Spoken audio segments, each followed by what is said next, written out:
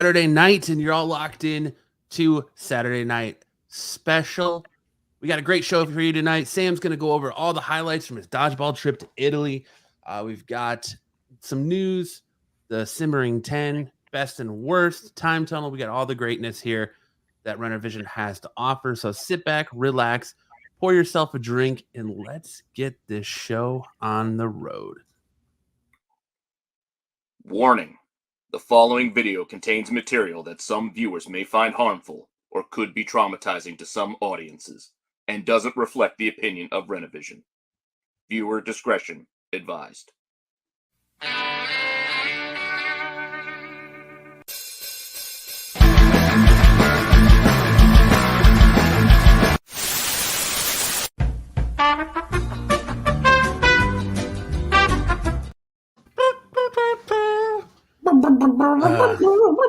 Yeah. Oh, my camera's messing up.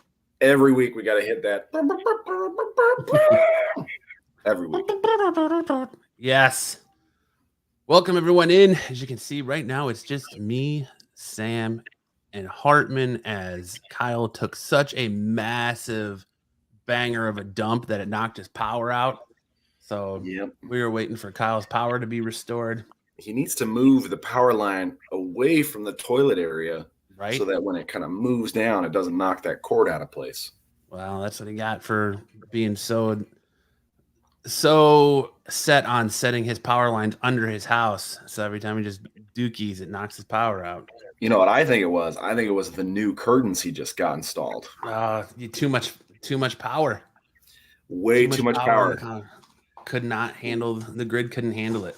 StreamYard is revolting against his new curtains. You guys asked for this. BK says, I see Kyle is not here after Marco released his private cosplay pictures last night. Oh, no. Tyson says, good evening, fellas. Let's get this party started. I'm with you, Tyson. Says, sup, Brucifer. The love in GT Key Comics. Thumbs up. Say what up to the chat. Hope you guys are having a great Saturday night. So we're going to let Sam lead the show off tonight and talk a little bit about his Italy trip and dodgeball and how the boys did over in Italy. Thanks so much. It was incredible. What an incredible experience.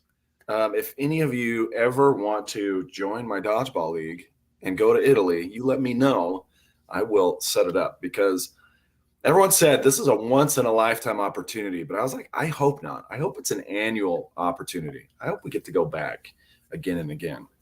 And it's looking like we showed up and they want us back. They want the rematch. All right, so let's start at the top. There were 5, there's supposed to be 6 teams, but one of them caught wind that we were coming and dropped out last second. So there were 5 total teams, 4 Italian teams, and then Triple D. And of the 4 Italian teams, 2 of the teams were personneled by not less than 6 of Team Italy, the national team's dodgeball players.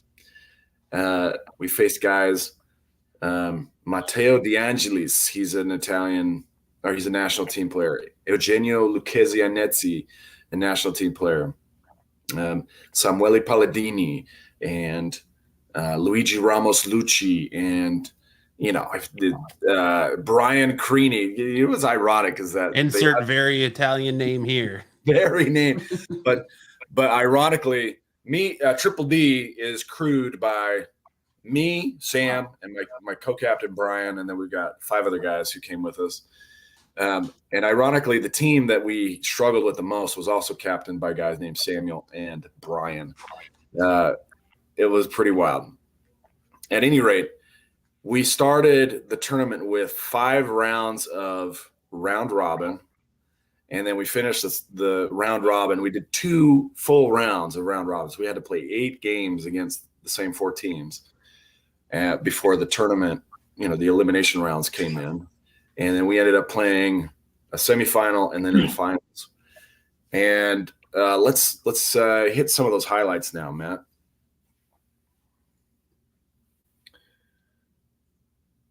All right, so this first one is me. I'm number 80, and and my co-captain Brian, who's number 17, and that's taking on Brian Creaney, one of the national players. It was very good example of how me and Brian will often coordinate when we're on the court together. So this was during the second day of round robin. We wore black uniforms the first day and then white uniforms the second day. All right, let's move to the next one. All right, so this is pretty awesome. It'll zoom in later, but you were looking at the guy in the middle, just caught it, number 5, caught it with his ankles. Caught the ball with his ankles. He was the oldest player in the whole tournament, beating me by about 10 months. You don't even see it. Like, it looks like he sidesteps it. You don't see it until you zoom in and can barely see the orange between his legs. Zoop. He had to really tighten his butt cheeks to hold on to that one. Nothing was getting out of there. All right, let's hit the next one. All right, so this one, unfortunately, the camera wasn't really positioned very well, but Gabe catches the ball, and he's trying very hard to keep from going over the line, because if he goes over the line, he's out. So he manages to kind of bend backwards like he's in the Matrix and stay in bounds and grab the catch. It was ruled a catch. So he got the guy out and stayed in bounds. And I mean, we were on another level in Italy. We really reached a whole new level of play, of proficiency. One of our guys, Jace, he's pretty young. He hasn't been playing dodgeball very long, but he impressed everybody. They wanted to make him MVP. But he got like second runner up for MVP. And he's now looking like he's going to try out for the U.S. national team in dodgeball because he had such an impressive performance. But this one's Gabe. Gabe is another one of our young guys. He's the youngest guy on the team. He's 17. And just really, really taking it to a new level. All right, let's go to the next one. That's considered a catch, even though he drops it when he stumbles to get back up. It was caught long enough. Caught long enough for them. You know, they ruled it a catch. Nice. All right, so this is kind of a fun one. So right at the very beginning, Tyler, who's like 30, 34, 35, he caught the ball, bringing me back in. And then I chucked the ball at Luigi, who's the guy that got out there, and you can see him basically do the very Italian thing, right? You know, he does the hand thing. And then the game proceeds, and this guy's name is Federico De Vita, and he takes out Tyler, and Tyler does a little roll like he's in Galaxy Quest. He does a little roll off the court, and then I finished it off. So I got the last 2 outs. Here's the ball. Whoop. Leg. Oh, hit him in the leg.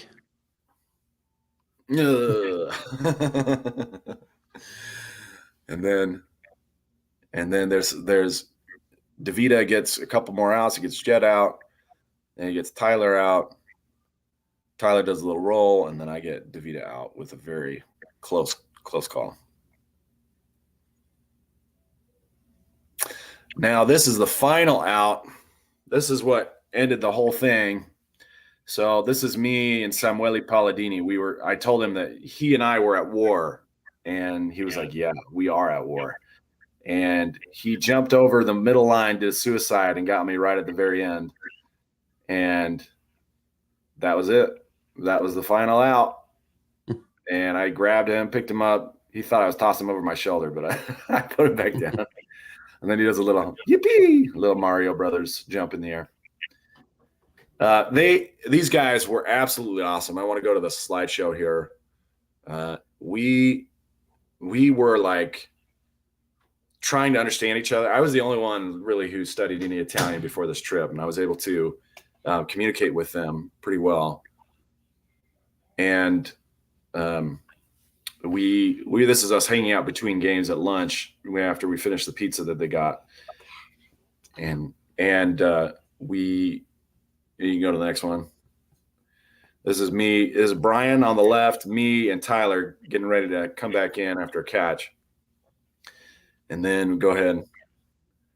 This is after day one. This is basically our last match. We took a picture with all of these guys. So the guys in the back row, the really tall guy in the purple, that's Matteo DeAngelis. He's the national team. The guy right in the middle in the purple, he's a national team player. The guy with the beard to the right, second to the right, he's a national team player. And the guy down on his knee next to Tyler is Eugenio, and he's also a national team player. So we're playing some pretty tough competition. Everyone smokes there. You see that little kid like right at the edge? He was smoking cigarettes too. Everyone, like they all smoke cigarettes, man. His mom was like, "Here, have a cigarette." Nice. It's me and my wife in the elevator. One of my favorite things about our uniform was I was number 80, Tyler was number 08, and then we had a number 13 and a number 5. And if we lined up in the right way, it spelled boobies. My wife thought it was kind of immature, but whatever. It's dodgeball. I traded jerseys with Matteo after the game. I don't know why they wanted to do that. Our jersey's definitely not up to their standard, but I got a nice jersey out of it. Cool. Very American with the jersey swap. And then this was at the award ceremony where we were presented with our trophy. Jesus Christ. Luca International Dodgeball Tournament. And this is now sitting in my mantle. And it was pretty great. So I think there's just maybe one or two more. After the award ceremony, there was a lot of pictures being taken, and they wanted us to do karaoke. So I sang a killer song for karaoke, but it was kind of silly. It's just all the Italians, like they're very Italian. You know, this was the guy who was like, "Oh." It was a lot of fun. I hope that when we go back, that you guys, if anybody wants to join us on this trip, get your passport now. Start doing Duolingo. That's me and Eugenio. We're about the same size, you can see there. But start doing your Italian. We'd love to have as many people there as possible. So that's the final picture there. Me in the middle, Eugenio on, I guess it's my left. In the picture, it's my right. And the other guy is there. His name is Francesco. Now, Francesco, he had this really unique ability that the more beer he drank, the better his English got. By the time he got his third beer down, he was speaking perfect English. Yeah, I have relatives like that. Anyway, thank you, everyone, for supporting Triple D Dodgeball. Thank you so much for allowing me to share this passion of ours with you guys. And we really hope to keep bringing you some great stuff in the future. We're planning on we're hosting the Italians in December. And we're going to do our own international tournament. And hopefully we get to bring home the gold or keep the gold at home. So check it out. USA. You guys updated how things progress. But Triple D definitely thanks the support of all you Renovision viewers, all you Saturday Night Special viewers, and anybody who bought a shirt. Thank you so much. I know Kyle donated, Marco donated, Pete bought a shirt. So thank you guys so much. We really appreciate all your support. And we're going to keep bringing you these old men's dreams, these young men's dreams, and letting you know that you can make your dreams come true. Nice. Tyson says Triple D should have an appearance in Dodgeball 2 if there ever is one. I would love for it to be about our tournament. I would love for that. Because it was really Astro awesome. says true athletes kicking some ass. That's right. Dude, that's a sweet trophy. I just watched Dodgeball recently and thought of you. And Thanks, Cosmos Astro. One says, you got it, brother. Keep it up. Oh, do you have that last slide? Can we just put the slide up because it has the poster for the tournament? I wanted everybody. there's a familiar picture for anybody who watches Saturday Night Special. In the poster, me and my co-captain made the poster. You can see me there, and just take the cosmic one down, take the comment down. You can see it. I got it. There it is. Average Joe's. Got my Average Joe's on. Yeah, it was a good time. Again, thanks to Saturday Night Special for letting me share this dodgeball adventure with you guys. I appreciate it. And now, are you just having the Italian team come over here in December? Or are you going to send out invitations to other teams?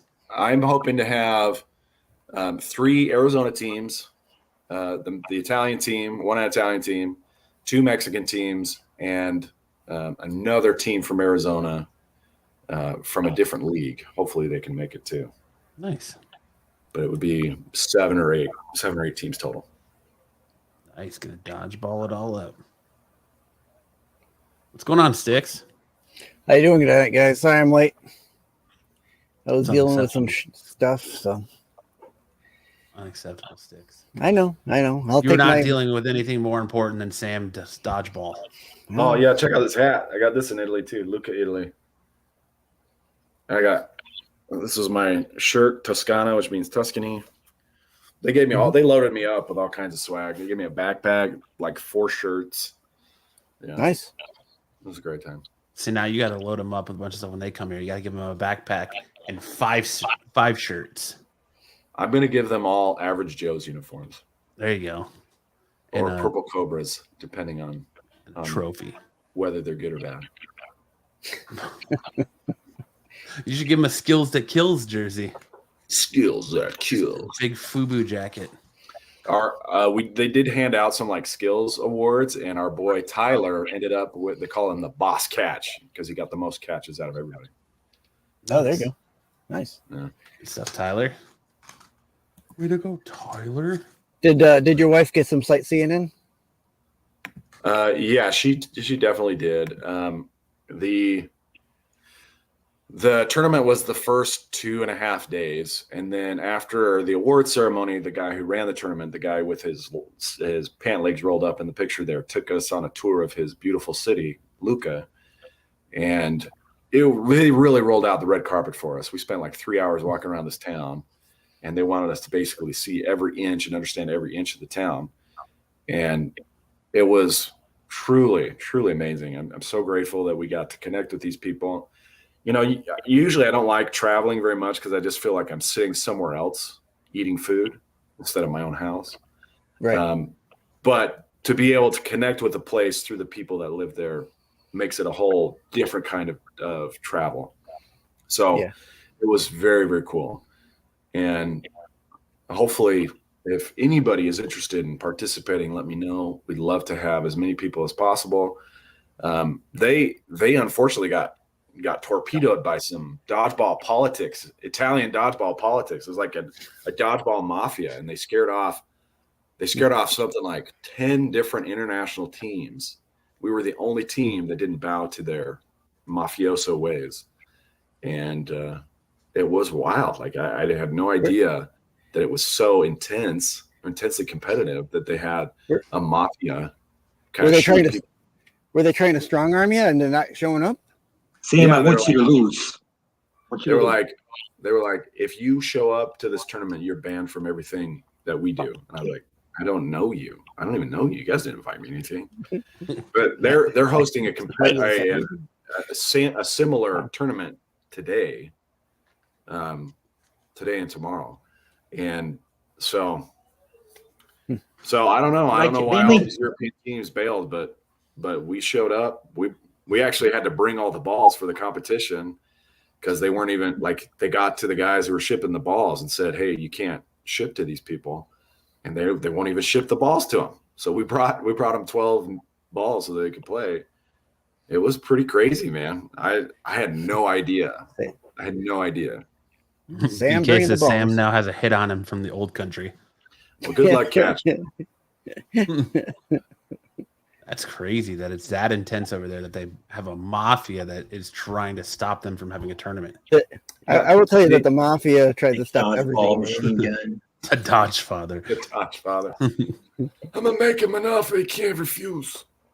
Yeah. Oh, Yeah, good stuff, it man. was a great time. We made a lot of great friends. They were just thrilled that we showed up for them, and we plan to continue to show up for these folks. So hopefully we get Nice. a lot of people to push back against the dodgeball mafia. That's crazy. You Yeah, don't my, wake up with a horse head in your bed now. Yeah, right. You're gonna have a horse head. Take it to the matrices. Like the dodgeball godfather. All That's right. Well, congrats to Triple D and on all your success in Italy, and hopefully you keep guys going. win it all and when they're here in the States. And December's a good time to do that, so you're not sweating your sacks off. Yeah. We gotta have our balls in order. Yeah. You want Thanks, them guys. to be thrown, not sweating. Yeah, they chalk up their hands. They chalk up their hands so that they don't lose grip. Wow. I don't do that. Serious, huh? Yeah, they're pretty intense. It's a good time. That's good. All right. Well, let's go ahead and move along here and get into the news.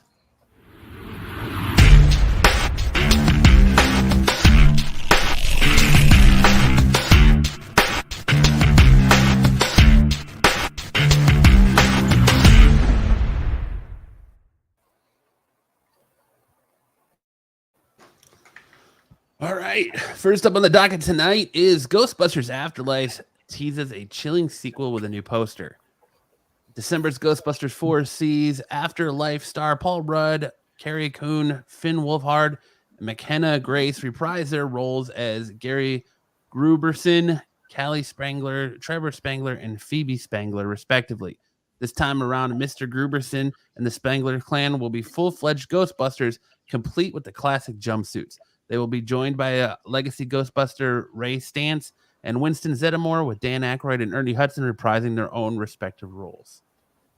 Which Very kind cool. of new, because it's going to be Winston bankrolling the whole thing if you want after Afterlife. But it's a kind of an interesting little teaser of the symbol all covered in ice. Yeah. Hopefully it's a Christmas release. yeah, Batman Freeze. Forever. Yeah, a Batman Mr. Freeze crossover. I think they're going to be battling the Snow Miser. Or Antarctica. Time to kick some ice. Yeah, they're gonna be doing what sticks? Battling Snow Miser. Snow Heat Miser, you mean? Heat miser. No, Snow Miser was the one that made all the snow.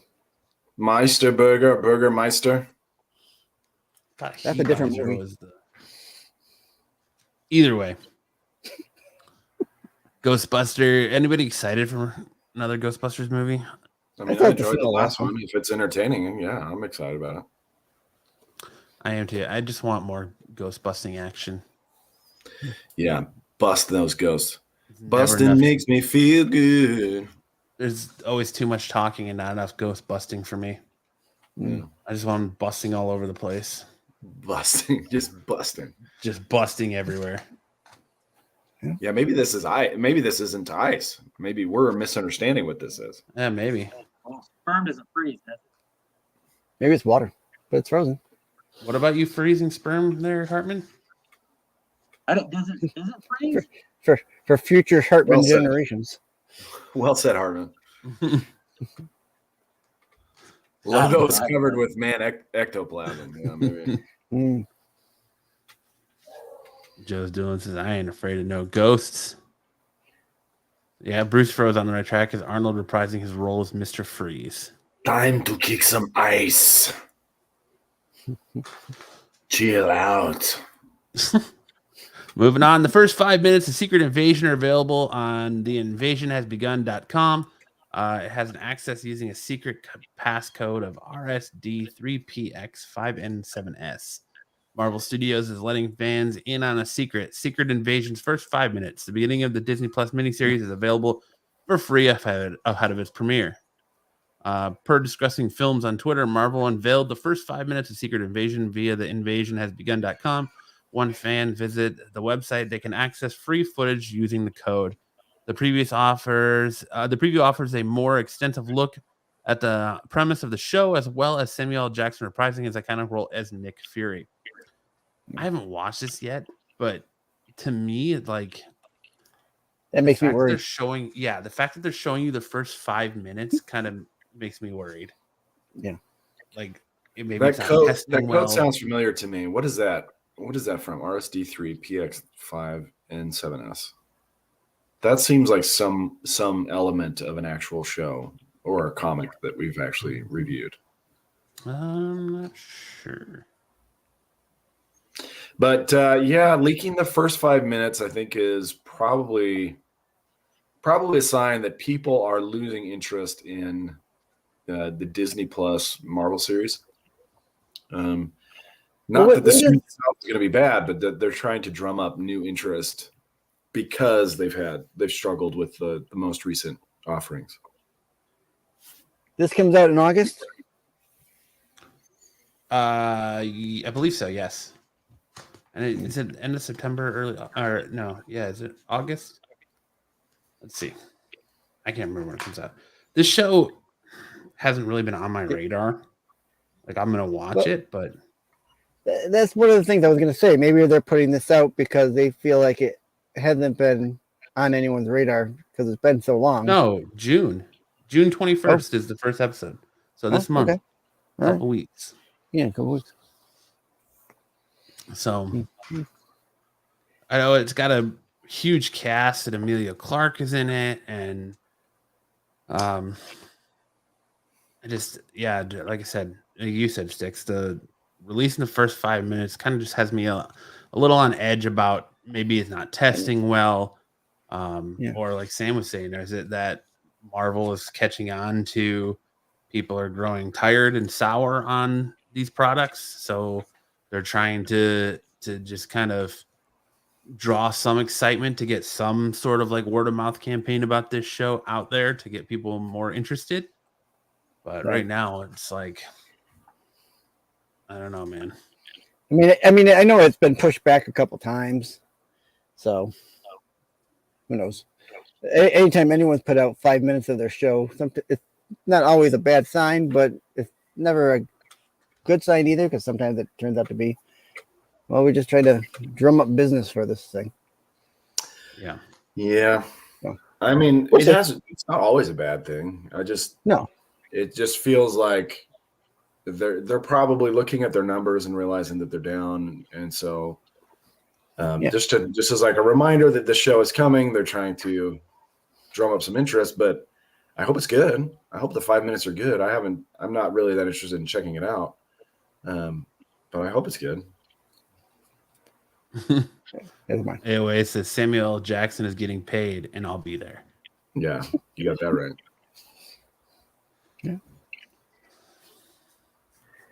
Yeah. We'll see. Good. Next up, Dwayne "The Rock" Johnson's NBC sitcom Young Rock is down for the 3 count. Per Deadline, the series about Johnson's rise from the son of a WWE Hall of Famer to the biggest wrestling superstar in the business has been canceled after 3 seasons. The primary reason for Young Rock's cancellation was season 3's Nielsen ratings, with the season having averaged about 1.4 million viewers and a 0.25 rating. That was a step down from Young Rock season 2, which averaged 2.23 million viewers, while season 1 earned the series high of 3 million viewers. I don't know. I mean, I have not watched a single episode of this show. Neither have I.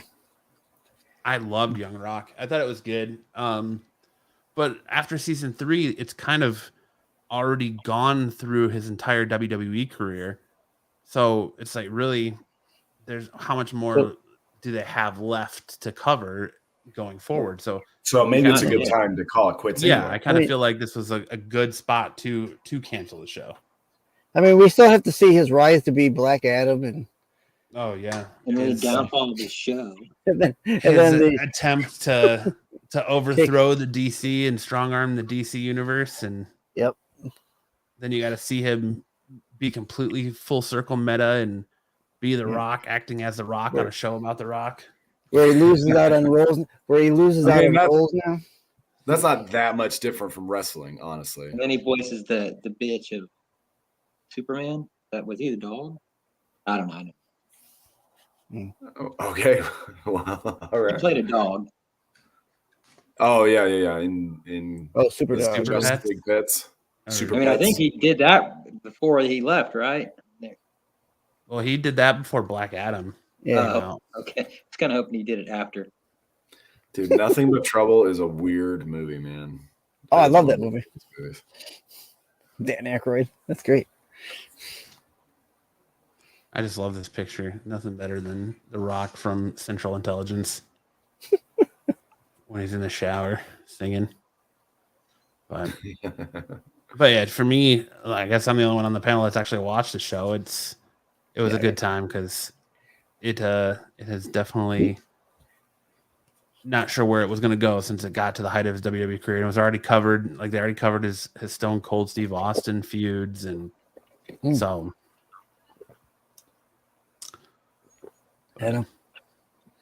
Across the Spider-Verse, big cameos may be bad news. As well as bringing Miles Morales, Gwen Stacy, and Peter B. Parker back to the big screen, Spider-Man Across the Spider-Verse featured a wealth of cameos from other Spider-Man adaptations. Notably, these included a range of appearances from live-action characters, such as Donald Glover. Spoiler if you've not seen Spider-Verse yet.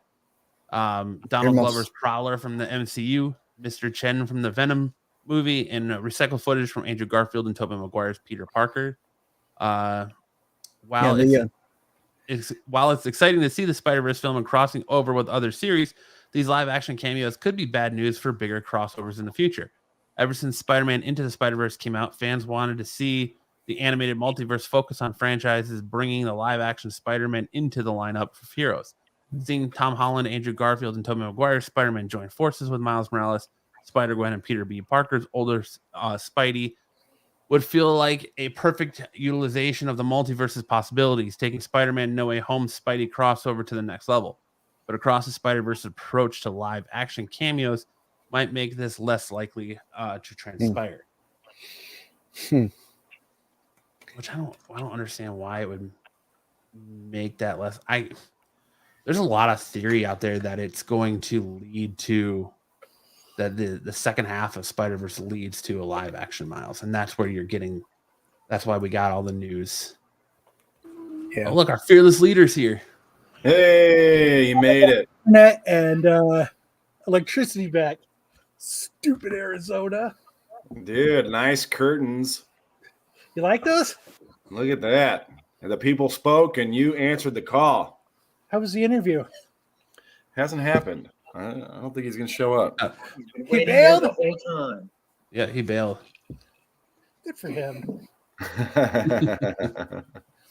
Good for him. So where are we at? What are we doing? Did you like the live action cameos in Spider-Verse? Me? Yeah. Oh, I thought they were fantastic. It was my favorite part.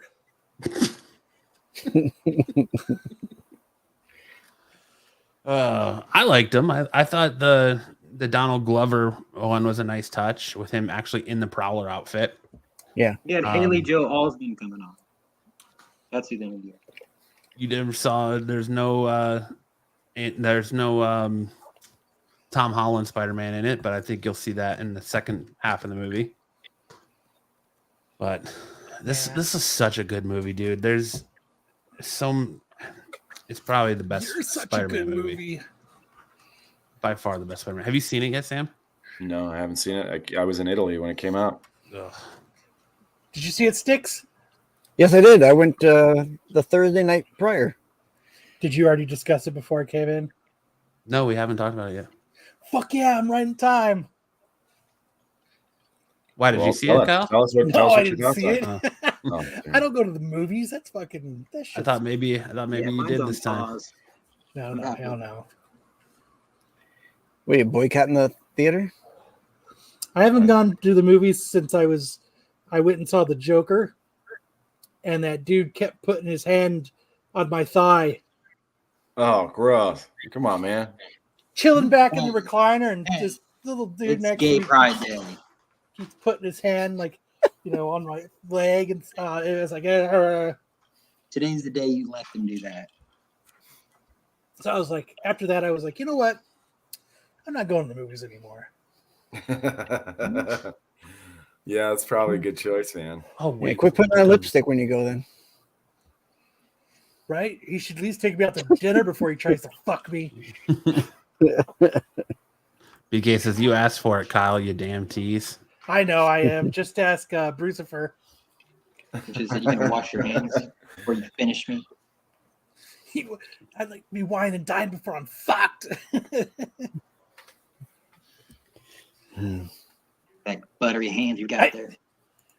It must have been the wrong theater. It must have been. Must have been the one that Pee Wee Herman goes to. It must have been because, geez. What you get for going to those seedy Van Buren fucking dollar theaters. I was wearing my shorty shorts. I think that's what the problem was. I was wearing my David. No, never mind. I was wearing my Daisy Dukes. You're David. You're David. Oh boy. Yeah, stop wearing your white. Hey, at least I caught myself before I said it. Those hooded shorts. Those pants with macho.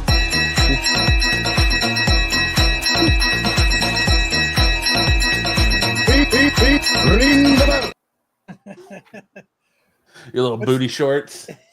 Your little white booty shorts. Who wants a mustache ride? Oh, yeah. But really, what did you think of it, Sticks?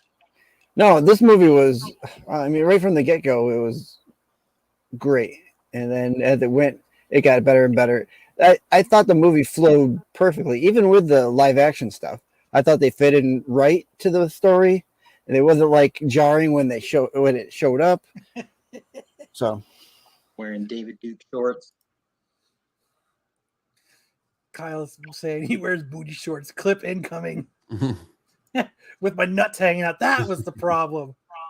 Damn it. Kyle equals demonetized. Usually. We were going so strong until Kyle came. I know.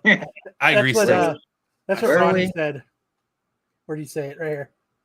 Kyle's here. Suck the air out of the room time. I love this movie, man. Perfect clip, Brian. I want to go see it again, but I'm going to wait till after it comes out on streaming because there's just so many movies like in the next couple of weeks. Didn't The Flash come out this weekend? Comes out Thursday.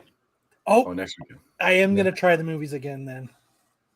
Like Transformers Rise of the Beasts came out yesterday. I went and saw that today. How was that? And, it was okay. It's a movie that very much has a hard time trying to decide what it wants to be. Like it starts out as Transformers, kind of transforms into Avengers Age of Ultron, and then finishes out as Power Rangers, and then ends on another franchise. And I could just say that the rumors, I'll just say this, the rumors of the Transformers G.I. Joe crossover are not rumors. It is a fact that it's happening. Do you think that's which writing? G.I. Joe's made cameos? No G.I. Joe's made cameos, but just the symbol. Let's just say the symbol and an invitation was laid down to join the fight. Was it like a flyer on the ground that like one of the Transformers stepped on? No. Advertising. Jeep was that? Cameos. It was like spray painted on the wall or something. Yeah. Like it looks like a Just a Yo music Joe. flyer. Just Yo Joe. Do you think stuff like that? Sorry, Sticks. Do you think stuff like that happens because of writing or because of editing? Stuff What like that it can't decide what it wants to be? Yeah, like it couldn't decide what it is. Do you think that's because of what they did in the editing room, or do you think it's more of what they did in 100% the writing. writing? I think. Yeah. Yeah, I agree. It was about a 7.5 out of 10. It wasn't terrible. Business card. That's what it was, yeah. The main human got propositioned after the events of the movie to join the G.I. Joes. Propositioned by Robert Redford for $50. come back to this black couch with me. Did Dennis Quaid make an appearance? Nope, he was not in it. But I think they're done with that one. You think they tried too hard? You said it was like 4 different movies in one. well, literally, it starts off as a normal Transformers movie, and then throughout it, like the main People just keep showing up. Well, no, it's not even people showing up. So like the main bad guy is Unicron, who's like this big, like, world-eating Transformer, Planet eater. like the Galactus of Transformers, if you're not familiar with it. Right. And so he's trying to consume planets and come to Earth. So they're trying to get this totem, and the Autobots meet the Maximals. So that's where you get your Beast Wars section in it, which they only transform once in the movie, which really, as a Beast Wars fan, it really like grinded my gears that they only transformed once in the whole fucking movie. It seems like in the trailer, it seems like they're transforming all the time.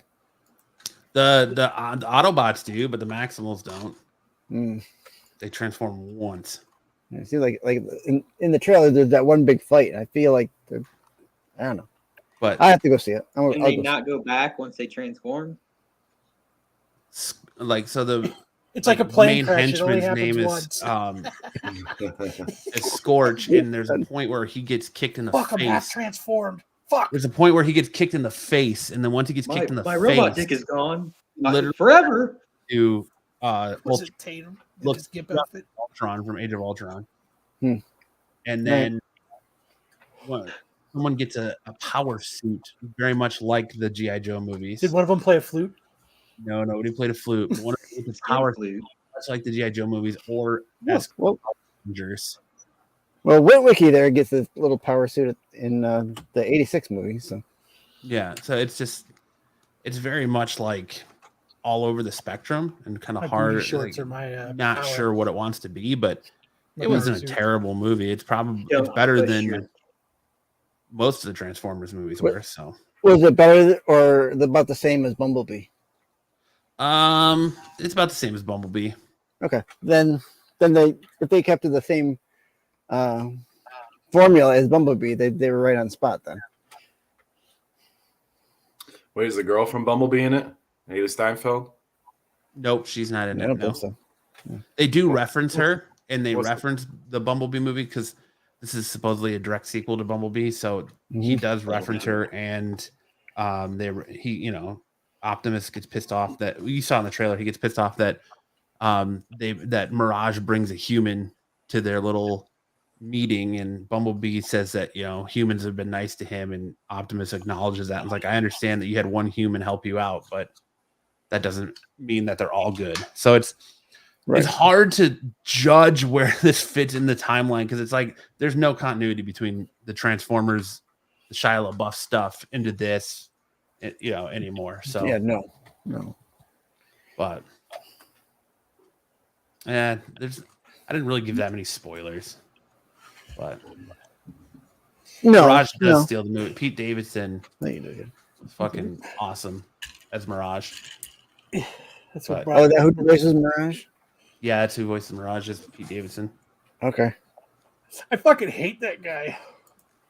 Why? Because he got a bigger schlong than you? Because he bangs hotties? Is that why? Yeah. He's a fucking just annoying. He's got butthole eyes. He's got butthole eyes. Yep, that's it. He definitely got like a face that could stop a truck that apparently had. Pete Davidson is the face on Hartman's little nipple guy. Hey, you knew there's a nipple? Yes, Nipple. Hartman. You've tried to do this before, and we just tried to ignore it. Good luck. You've been Can't staring at a ignore the nipple the nipple. whole time.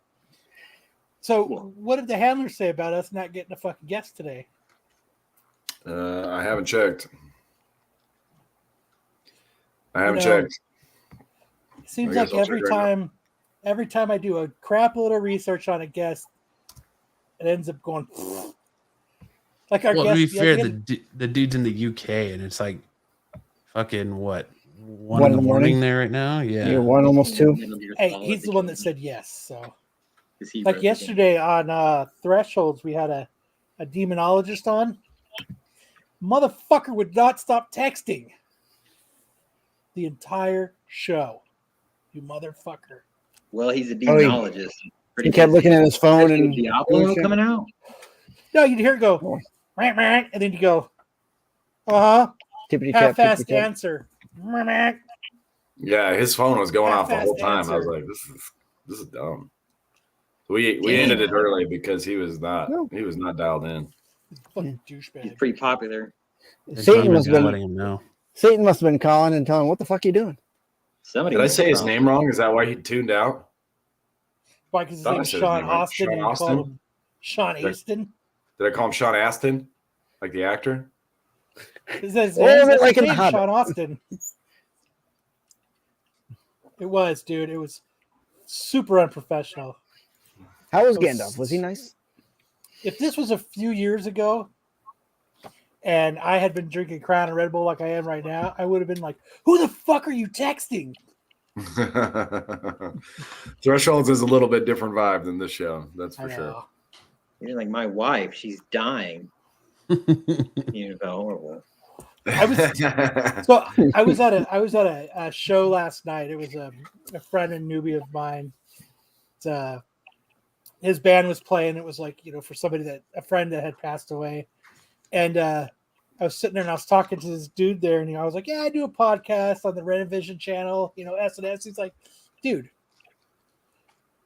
someone just sent me a link to your show last week. I was like, you're a fucking liar. Yeah. I was like, no, you didn't. But I was like, whatever.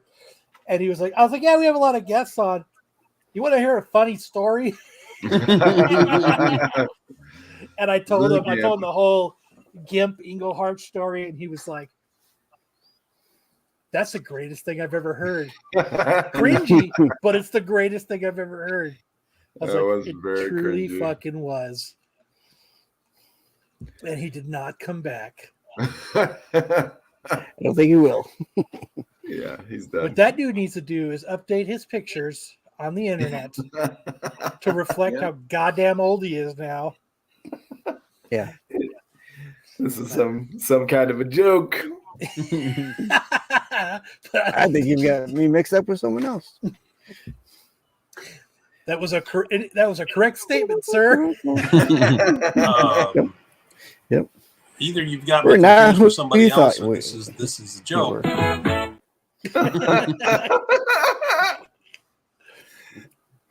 Walter Yeah. Matthew. What were you saying, Sticks? Yeah, that's right. Best. Yeah.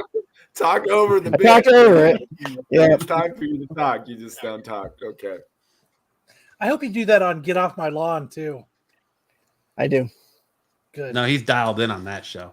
He's like, it's got to be respectable on that show. He's dialed in. All right, No, I've Matt, done what it do we got before. next?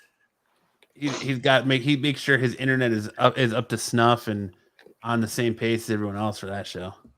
Wait out this one. That's it for the news. Now we're gonna take a trip to the time tunnel. Are you ready for time tunnel, Sticks? Now that you're muted. I love it. I love it. I had to wait. Yeah, I had to wait for the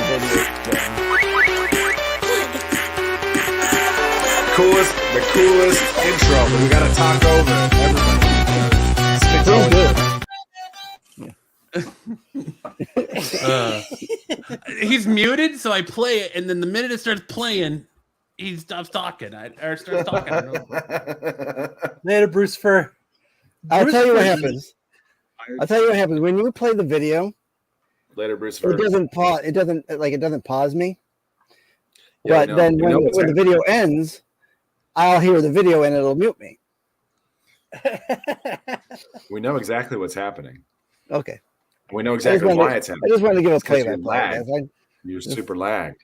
The All right. Movie Madness guys are doing a Brucifer appreciation show, so that's why he's Oh. split. Oh, okay. So he's the belle of the ball. Yes. Yeah. Well, he deserves Very it for He sure. wanted me to come on and hang, and I said, sorry, I got to do my SNS shit. So the best part of SNS, let's do some time tunnel shit. You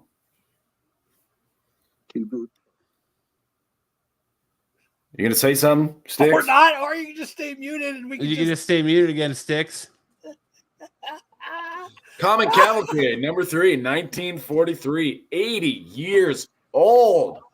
You can see on the cover he's got the original Flash, Wonder Woman, and some guy in green tights.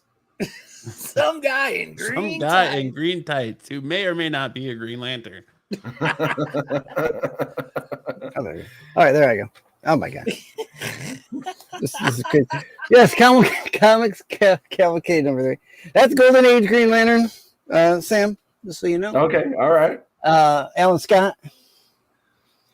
What do we got here? We not too many on the census, but the highest is the 9.4, with a lot of 6.5s and 7s.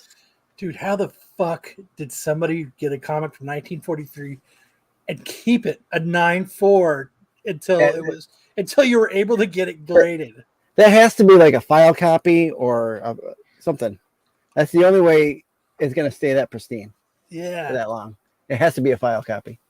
Raw sales, we had 3 raw sales here within the last year, so it doesn't come up too often. October, there was a sale for $213, 169 back in February of last year, and then there was a 4.0 sale just in April for $535. Who takes their comics to Heritage to auction it for $169? I don't know. That's I would crazy. have been pissed. Yeah. 100%.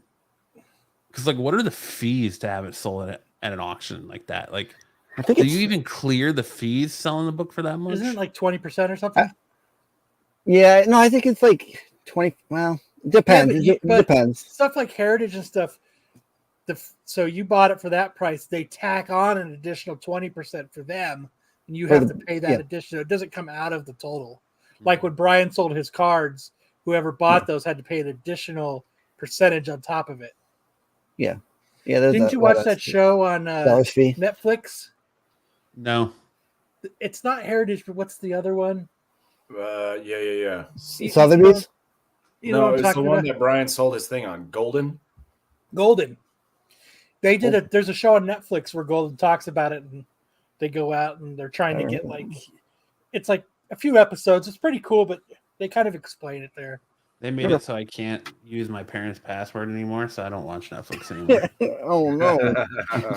Oh, man. Rippy. Oh, poor Oh. Matt! I can't get I know. free Netflix. No, What are we free taking Netflix. it? Speaking of Matt and parents, congratulations, Matt. Thank you. Yes. I really hope you go with Bruce Leah Allward. Maybe it's. I threw it out there. The wife kind of just left it sitting. I don't know if she's gonna. What Pick about it the up other or not. ones that I recommended? All solid. They All were. solid. What were my other ones? Riley Reed is definitely a Oh no, strong you didn't candidate. recommend that. No, yeah, dude. That's No she's one of my way. favorites. Not that I have any idea what that's about. Definitely a strong candidate. You I'm- definitely know who Riley Reed is. I do not know who that is. For the sake of my marriage, I do not know who that is. Whatever. For as quick as you answered, you totally know who Riley Reed is. I do not know what you're talking about. Ashlyn Brooke was a very good name too. Brie Olson was good. Matt's parents are having a baby. Yep. Good for them. They still have one. His name's Matt. Yeah. all right. Haunted number 11 is a magazine, a Veronica comic Leo. magazine. 1953, 70 years old this month. Just so you know, I want to throw it out there. What I've done for these is I'm separating. So these are all going to be DC comics or DC buy-in comics. You know, like Carlton or something like that. And then next week I'll do Marvel. Nah. All right. Pretty scary cover. What up, Ed? I like it. Death. This one's got the same thing. Low on the population, but it's got a 9.2 as the highest grade. Bunch of 7s, bunch of 4s. One raw sale in February of this year for $480. Are you looking at the screen that Matt puts up, or do you have it written down? What's that? I'm looking at my TV because it's bigger. I have it on my TV as well. Oh, I gotcha. Yeah. And a 4.0. He's secretly just watching Doctor Who up there. Yes, sir. Yes, sir, Ed. There's new curtains behind me. They're getting chased by dogs right now. And then Dix always brings the fire, Ronnie. in July of last year, a 4 sold for $4.25. So kind of a differentiating in price there. That 4 should have been a little higher than the 480 if the raw should have been higher than the 480 if the 4 is a 425. But, which shows you not as high. Sorry. Yeah. Which shows you, is comics really in a slump with pricing? I think it, when you're putting this book up, and maybe it's been the first book up in a long time, and a lot of people are looking for this book, it's going to catch fire, right? I mean, you got 20 people trying to bid on that book, and it's going to bid up because that's probably the first one that's come up in a year, right? Or 8 months. So I think that's the way it's going to kind of go, especially these older books. They don't come up often. So it's a badass cover. It is. I like that cover. The skeleton. I love the old horror covers. I mean, they're badass. Yeah. Speaking of curtains, Kyle, how does Nubia feel about this? She was pissed. She said, "Fuck you to whoever gave you the money for those to get bought. Fuck you." She's like, "Your goddamn comic shit has taken over enough of my house." Do you have to take him down when the show's over? Does she say the same thing about the ghosts? Nah, she's good with them. You should have got the curtains I wanted. It's curtains for you, Meat Hodman. curtains. Meat curtains. All right. Yo, All right, that's next. ruined. The meat taco. Why did I put this one up there? Oh, yes, there was an 8.5 that sold in November of 21 for $3,800. That was a pedigree, and the pedigree was this Bethlehem shop. Apparently, they had a whole bunch of these Bethlehems. You'll see the little sticker in the Kodak white. film magazines. Yep. Dude, you can get a nice old horror comic and some film. Dude, that's like a win-win, dude. That sounds like the shop we had. Covering all the bases. Yeah. So this they must have submitted a lot of these from this shop to get a pedigree, and it's called the Bethlehem pedigree. So I thought I'd throw that up. I thought that was kind of interesting. I can't wait till we do the Kyle pedigree. Wouldn't Triple H? You can try. Aquaman number 9, 1963, 60 years old. Thank you, sir. Yes, Aquaman number 9. You got, I believe that's Triton on a giant winged seahorse. What's not to love about this cover? I've always wanted one of those. Here they call him Neptune. But It's curtains for you, Aquaman.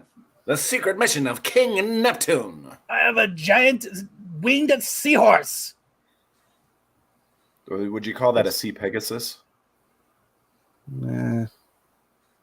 I don't know. Yeah. Hey. Fell flat, Sam. No. Play him out, Sam. There's a population report pretty high on this one. There is 198 in the census. Were there 596s? A whole bunch of 8s, 7s, and 6s, and then it trails off from there. So not too bad. Raw sales. May this year, one sold for 40. And what does it say? It didn't say. Very good, very fine, and March for 50. And then another one in March for 30.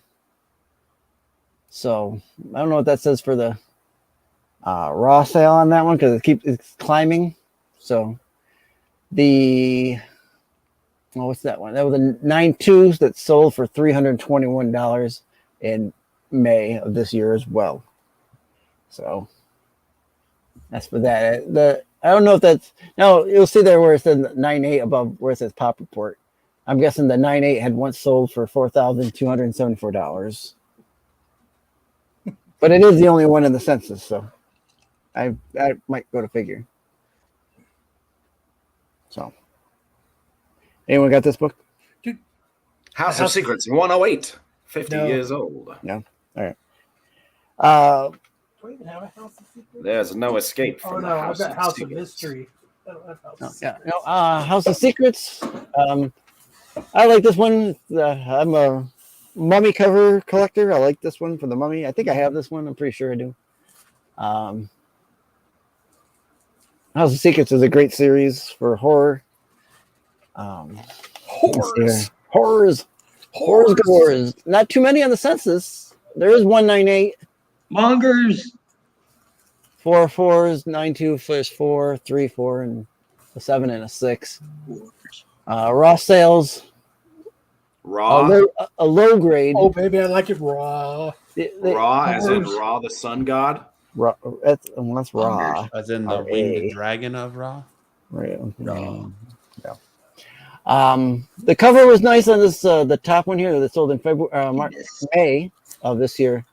But it also sold for $2.50, so someone got a good deal. Damn. Yeah. It was me. Another one sold the same month. Said high grade for $20. And then another one for $6, and then another one that was said it was a 7.5 sold for $17.95. So that's not a pricey cover, but I think the cover is a great cover. I like that cover. You know what cover I want you to find stats on, Sticks? What's that? Is for December. So it's December. So it's going to be. Let me write it down. It's Chilling Tales, number 13, and it's this cover right here.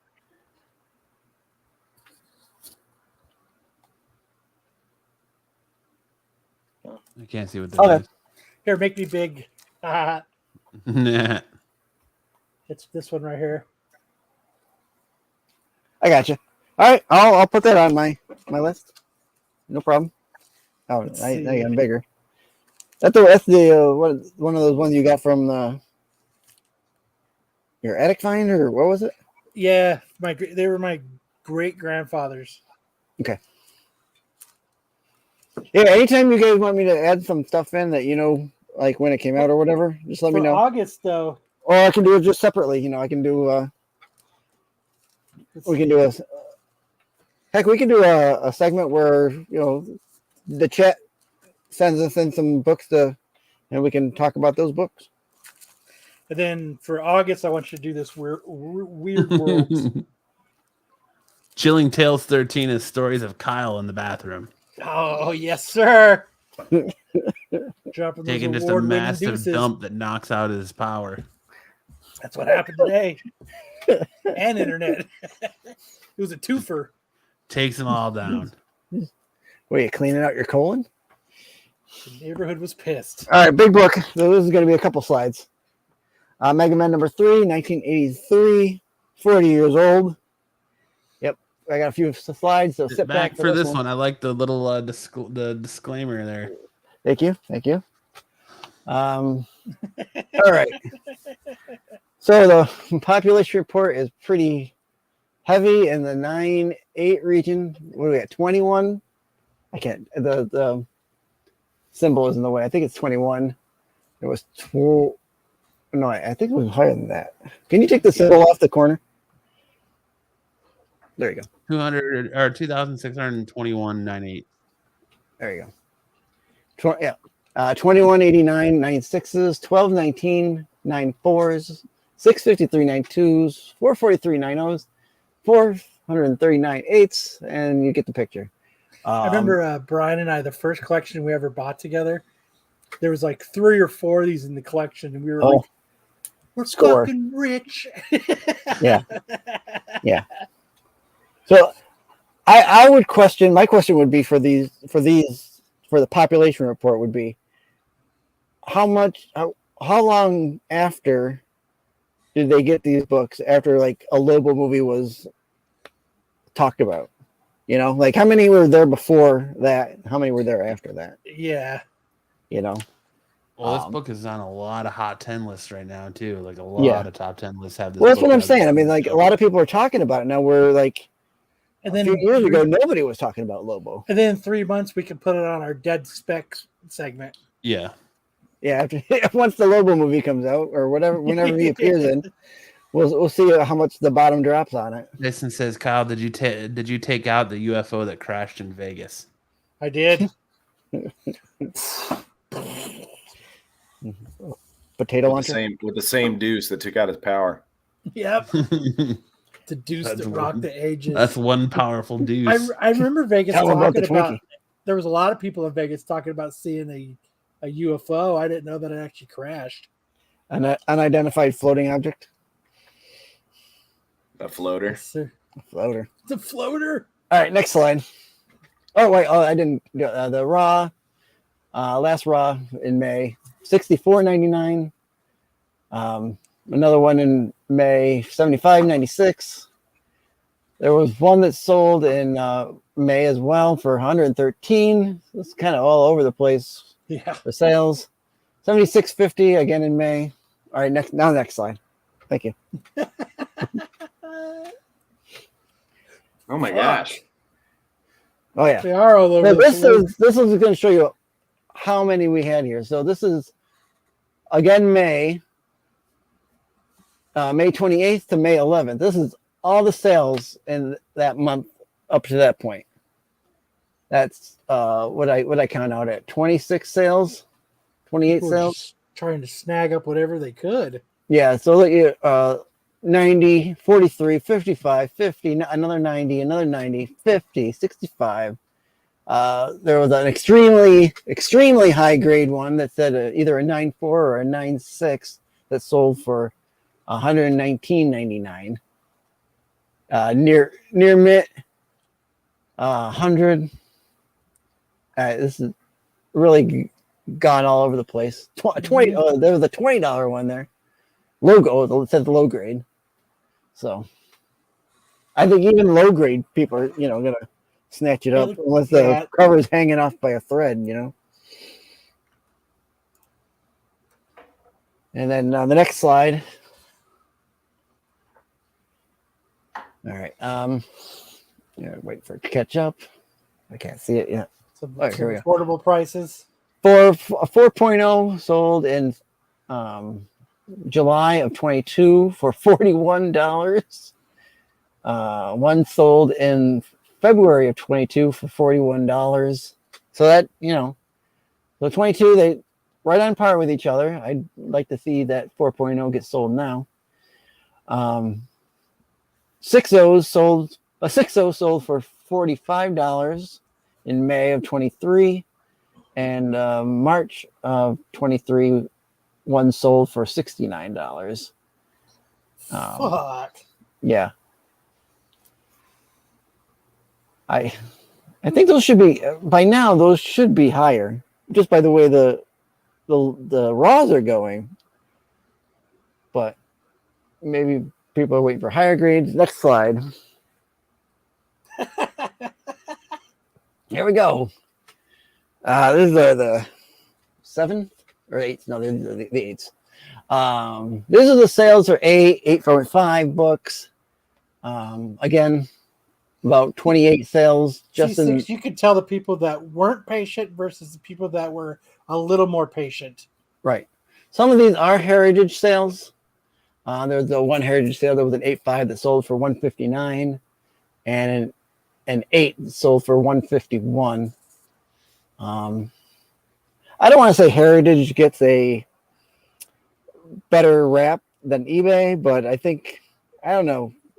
Yeah. I think they get a better clientele, I guess, or the people know they're getting a good book from Heritage. Somebody got a good deal from AOA. 9.4 for $110. When did you sell that, AOA? That's coming up. We'll see. Let's see if this is on here. Next slide.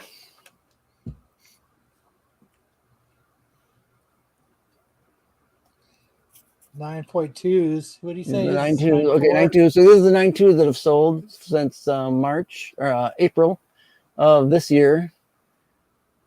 Yep. Till January of this year. 9.2, 100, 110, 155, a 9.2 beauty. Fucking beauty. The beauty. It's a beaut, Clark. It's a beaut. 125, 148. I don't know. This one's Keith Geffen. They put the writers in there, and then 15, 119, 125, 130 there in December. It's keeping right around $120 on average. A couple higher sales depending on what the book. I don't know. I don't really pay much attention to the listing, like if it says high grade or if it says a butte or whatever like that. I look at the pictures and I look for myself. I never buy a book that says a beauty in the listing. Yeah. Well, beauty, as you know, Kyle, beauty is in the eye of the beholder. So I always look for the misspellings. well, there's a whole. I always look for Omega Men 3 first appearance of Loba. Loba. I'd have to look it up, but there is a website that you can go to that'll help you find misspelled eBay listings. First appearance of Lob. Labo. Lube. First appearance of lube. All right, next slide. First appearance of lube. Yes. 9.8. Here we go. Smoke-free house. May of this year, one sold for $373. And then this goes from May until April. $299, $369, $360, $299 again, $293, $375, $395. This is keeping right around $320 average. It looks so. This book is selling. People are actually, people are keying in on this, and if you got one, I'd sell it now. That's what I make sure is in my listings. CGC it. Oh yeah. CGC it. CGC ready. Or if they say would be a 9.6 if you pressed it. Yeah. That's always. I'm like, fuck yeah. This is the first time anyone has talked this long about Lobo. Lubo. Right. Lubo. All right, go ahead. I think that's it for Lobo. Oh, this is just a continuation of the 9.8s. Okay, this is more 9.8s. We get the picture. Yeah, get the picture.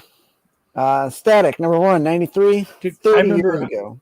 I probably remember like 8-9 years ago. Brian was like, "I'm stacking these," and he was like on it. Like, I'm buying as many of these as I can. Probably not a bad idea.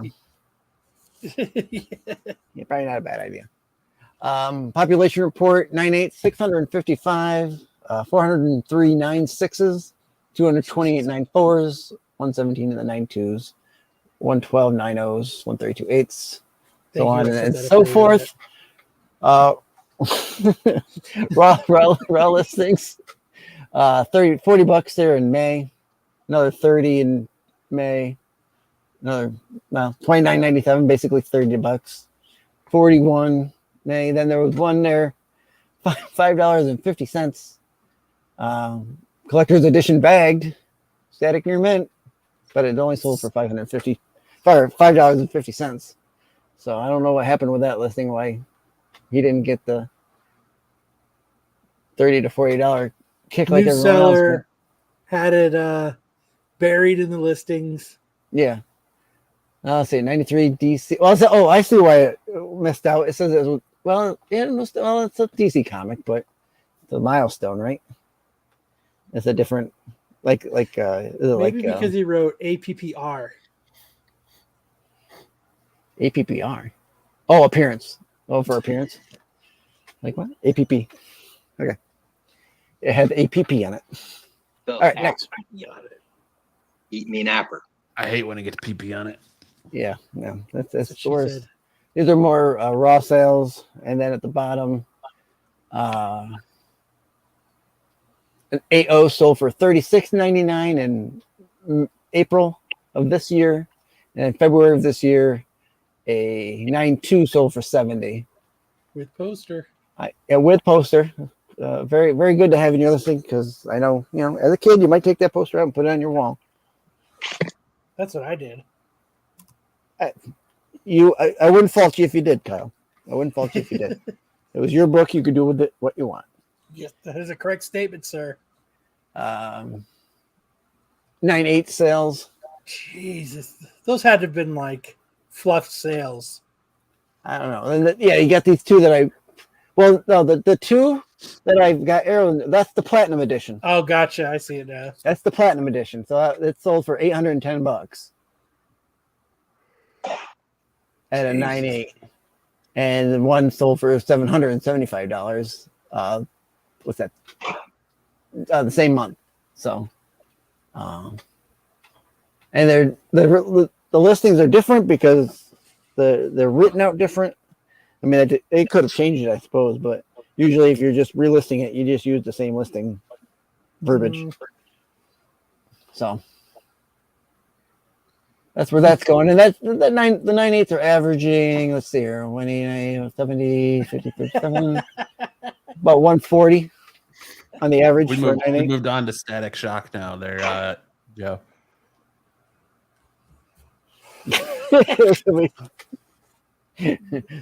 Sorry, Joe. Hopefully you didn't lose your lights and internet.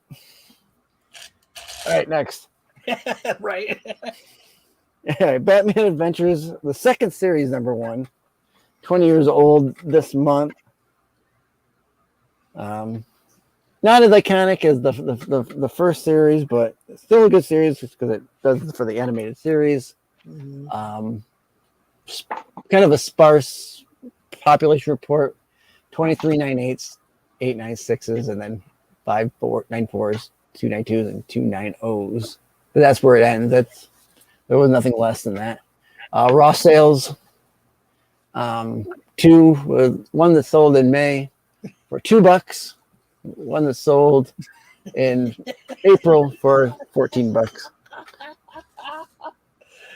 Buffy said your juice was more interesting than Lobo. Ring the bell. 98 sales. Ring the bell. What's it? March.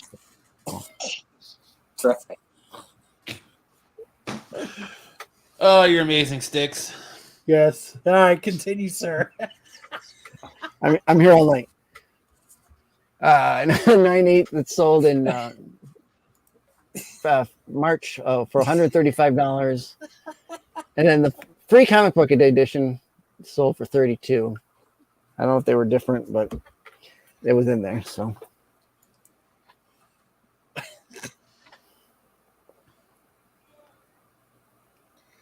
He-Man Masters of the Universe, Volume 2, #1. This is the last. I believe this is the last one from 2013. 10 years old this month. It wasn't much from 10 years ago that was anything hot.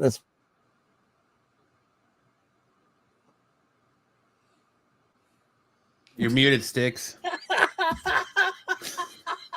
You're muted, Sticks. Nothing's playing, Sticks. What are you waiting for, Sticks? I'm waiting for the mute to go because I can't do it myself. What, buddy? The video is playing when I get muted. There's no video playing. It That's still how bad my leg is. That's how bad- That was like 5 minutes ago. that's how bad the leg Good is. God, dude, you need to. I'm It's like your going to internet, get- Ish's internet had a fuck baby, dude. Jesus Christ. Pretty not too bad on the population report. 29 sixes and 9 eights, 12 9 4s, 2 9 2s, and 1 9 What's up, Sam? 8. It is mac and cheese. It's beefaroni. Sticks needs to upgrade to Windows 95. My MS DOS works just fine, thank you. So funny. Raw sales, $8 in May, April, one sold for $7. People want this book. It's not a high price book, but being a number one, you're going to get some sales on it, especially those Motu crazy guys who want everything. So, their next one, yeah. All right, and 9.8 sales. As I wait here, one in needs more of those free AOL CDs. I have some coming. You got mail. One sold for $75 in May or March. I'm sorry. Then you got to go back to November of last year. One sold in a 9.8 for $99, and a CGC 9.8 Swiftwind variant. I guess it was a B cover. Sold for $895. I should have put that picture up there, and I didn't. I thought that was kind of crazy for a B cover. So it must have been a big Swiftwind junkie. It needed that. And then the $100 sale in February of last year. And I believe that's it. Was Sam having some goulash? Fucking beefaroni. Yeah. Beefaroni. Manja. Sam eating leftover Italian food. I am eating. Well, it's fresh, but yeah. He brought it back on the plane. Sticks still has to attach the phone to the modem. All right. Well, thank you, Sticks, for another riveting time tunnel. You are welcome. Thank you, guys. The massive lag of your internet just makes us feel like we're going back in time. He's trying to stay at the same time periods. Trying to make it authentic as possible. All right. Now it's time Beefaroni is for Italian. best and worst coverage of the week.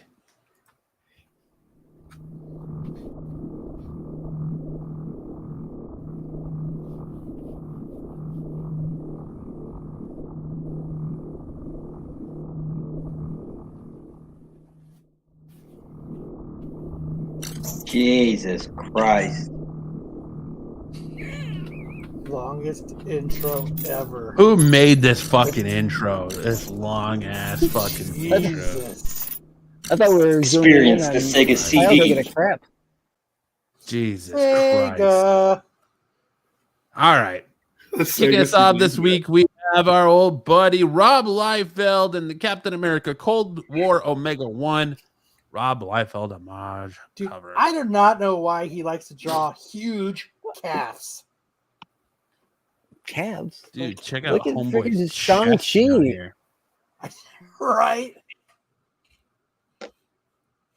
Wolverine's back there looking rather derpy. What's with the hard edges on the chin? Like everyone he draws just has the most chiseled chin. Oh, Deadpool's head looks like the ice cream sandwich that you can get at the store there. The popsicle. Yes, sticking. it does. Do you think his No. homage covers like this really fucking sell that well that he's got to keep fucking making them? Dude, I don't know how this dude keeps getting work. Who is think he buying his masturbates to books his own and drawings. keep making him get work? I don't know. I'm going to ask, anyway, did you buy this cover just because you're a Captain America homer? Or did you pass on it because it's Liefeld? He passed on it. I'm answering for him. He bought You're it. answering He for him? bought it. No, he passed. I don't know how much of a completist he is. I mean, Well, It I mean, looks this like- cover doesn't come out until next Wednesday, so Look at his ankle Okay, spur pre-order. on Deadpool. yeah, that's a real rugged ankle. He could fucking cut some glass with that bad boy. Dude. yeah, but look at, I mean, that background, that the arm that's taken in, it looks so short. Like It's his where the hand is, arm, it's like, dude. it's like, I don't know. Look at his hand, dude. Like the palm of his hand is so long.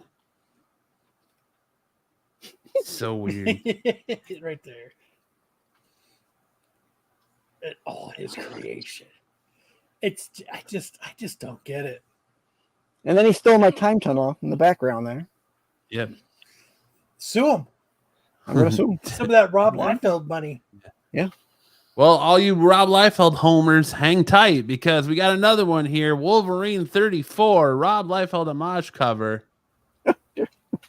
I love when he writes Liefeld, homaging Liefeld. Yeah, dude, it's so arrogant that he homages himself, man. And it's like, look, I can draw feet. So he drew individual toes on ninjas. That look fucked. Deadpool wears a boot, but all these ninjas have individual toes. It's like someone called him out in the office. He goes, "Oh, I can't draw feet. I'll fucking draw some feet." It's like Is he that a learned chain something in his new. mouth? He just It's a learned Yeah, a new it's a trick. chain in his mouth. Hey, BK says that cover is nice. Okay. Probably been waiting weeks for somebody to say something about him at work. Liefeld hit like 17 and decided that who he was going to be for the rest of his life. What if they had 6 of them though, instead of 5? That would be fun. Well, that would probably work in his favor then. It's Like- as short as your damn Wi-Fi stick. Saw that. It's just, I don't know. Dude, look at this guy's sword right here, man. Like he's got the smallest blade, but like the world's longest hilt. Like That's what she said to him. Ain't that a type of Longest sword? handle, dude, like- A long sword or something? Or You got the Yeah, shortest the sword. handle's with just as longest long as the hilt. sword. Those TK says those weird toe shoes from 10 years ago. Yeah. Yeah, from the beginning of Ninja Warrior days. It's a one Toledo of those Salamaca. new gorilla shoes. He says Liefeld is a legend. He's a legend, all right. Legend Steve doesn't always Eaton's mean a good. fucking prick. Like this guy, I think this. You see that front ninja? It looks like he's sleeping in the fetal position. he does look like he's sleeping. He's sleeping in the fetal position. Everyone else is fighting around him, and he's taking Wait. a quick siesta. Why is he hopping up? It's like not like he's sweeping his leg or anything. He's just like He says, all of a sudden "Hey, hopping up. Look at that foot above the signature, It's brilliant. Beautiful. dude. Look at the leg in the top left corner. It's like broken. It's like at the weird There's a lot of angle, like, tippy toesies going on here. This is wild. I could draw feet. Not only gonna draw feet, I'm gonna draw them on their tippy I'm gonna toes. draw a dude sleeping in the air. They look like I'm they look like Fred Flintstone when he goes bowling. You know, This gonna is draw what so it many is. feet. People will You stop drew a bunch complaining of about feet for individual ages. things and then put them all in a mix. But look at everybody's calves. Look at that. They're all like huge. Like nobody Like you misses learn calf layers. day in Rob It's learning to Liefeld. layer images.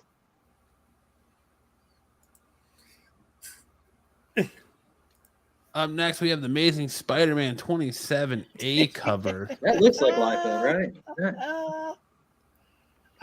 I like the vein in the middle. That's my favorite. those glasses. Jesus. Or like his mouth is full of chaw. Is that Liefeld?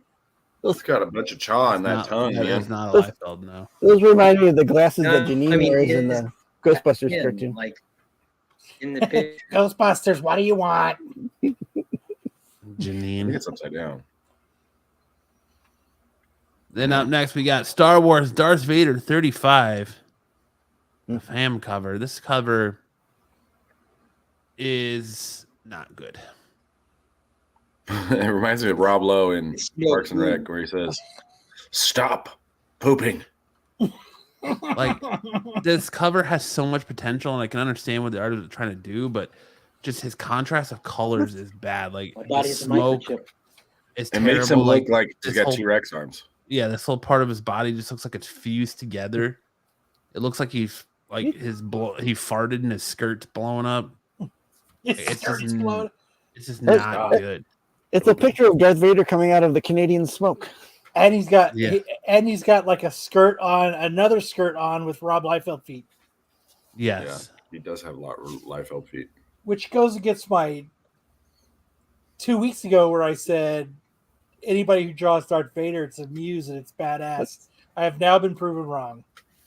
What's the little like? You can see his 2 feet, but what's the black piece behind him there? That's what I'm See that, saying. like- It's like I think it's supposed to be his Toilet paper. cape. It looks But like then a it looks, looks he's like got a hammer double-decker pants on. bus. Yeah, he looks like he's wearing like a He's got skirt, those Adidas rip and then his cape is like blowing up behind him. You have to do Kyrie's. Your Jinkos. It's Vader time. Bun, bun, bun, bun. Vader Can't time. Can't touch this. Not good.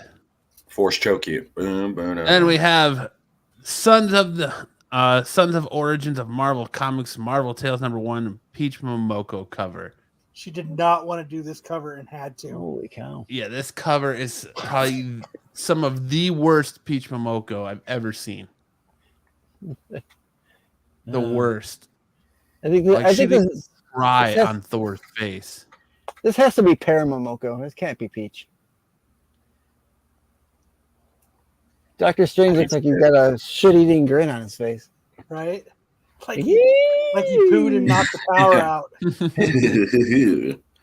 I like your curtains, Kyle.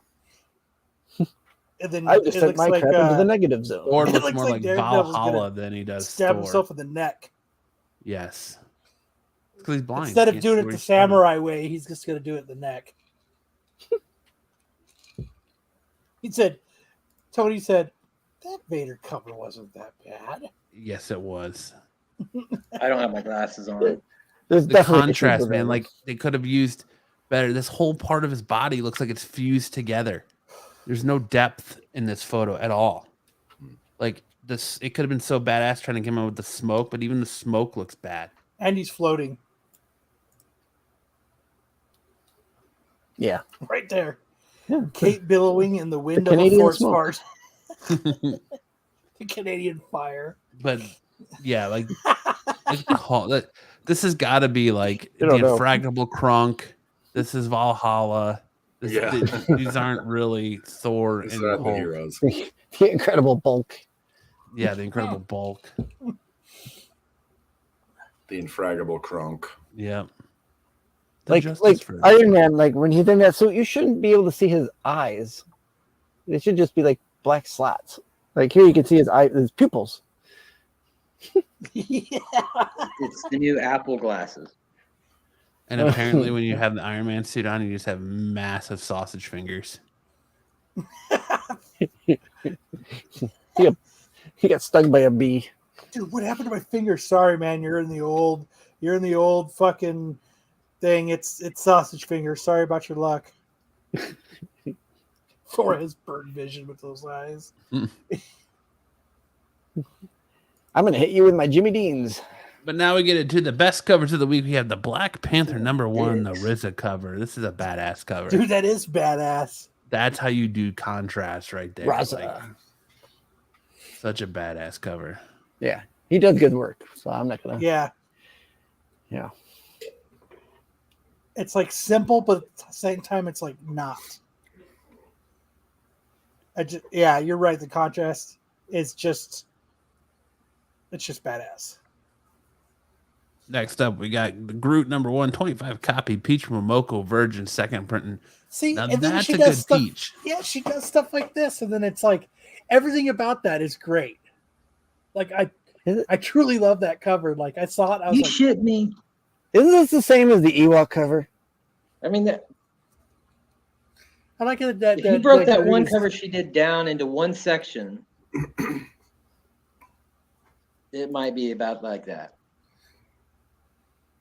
Yeah. Yep, I agree. No, what? No. If you broke that cover down, look at all the colors on that compared to the groove. There's Look like at the what brown and green. quality of that praying mantis. It's not the color. Like it's just overall quality. You go from Yeah. this dog shit to this. It's just Yes. Zoom in on the one. I mean, you don't have to. I'm just saying, zoom in on it. No, but you could. It's just. It looked like she was in a hurry on this one, and it just didn't hit the mark. it's clear that she's overworked because she's got like 6 covers. She's has like 6 covers a week on different books.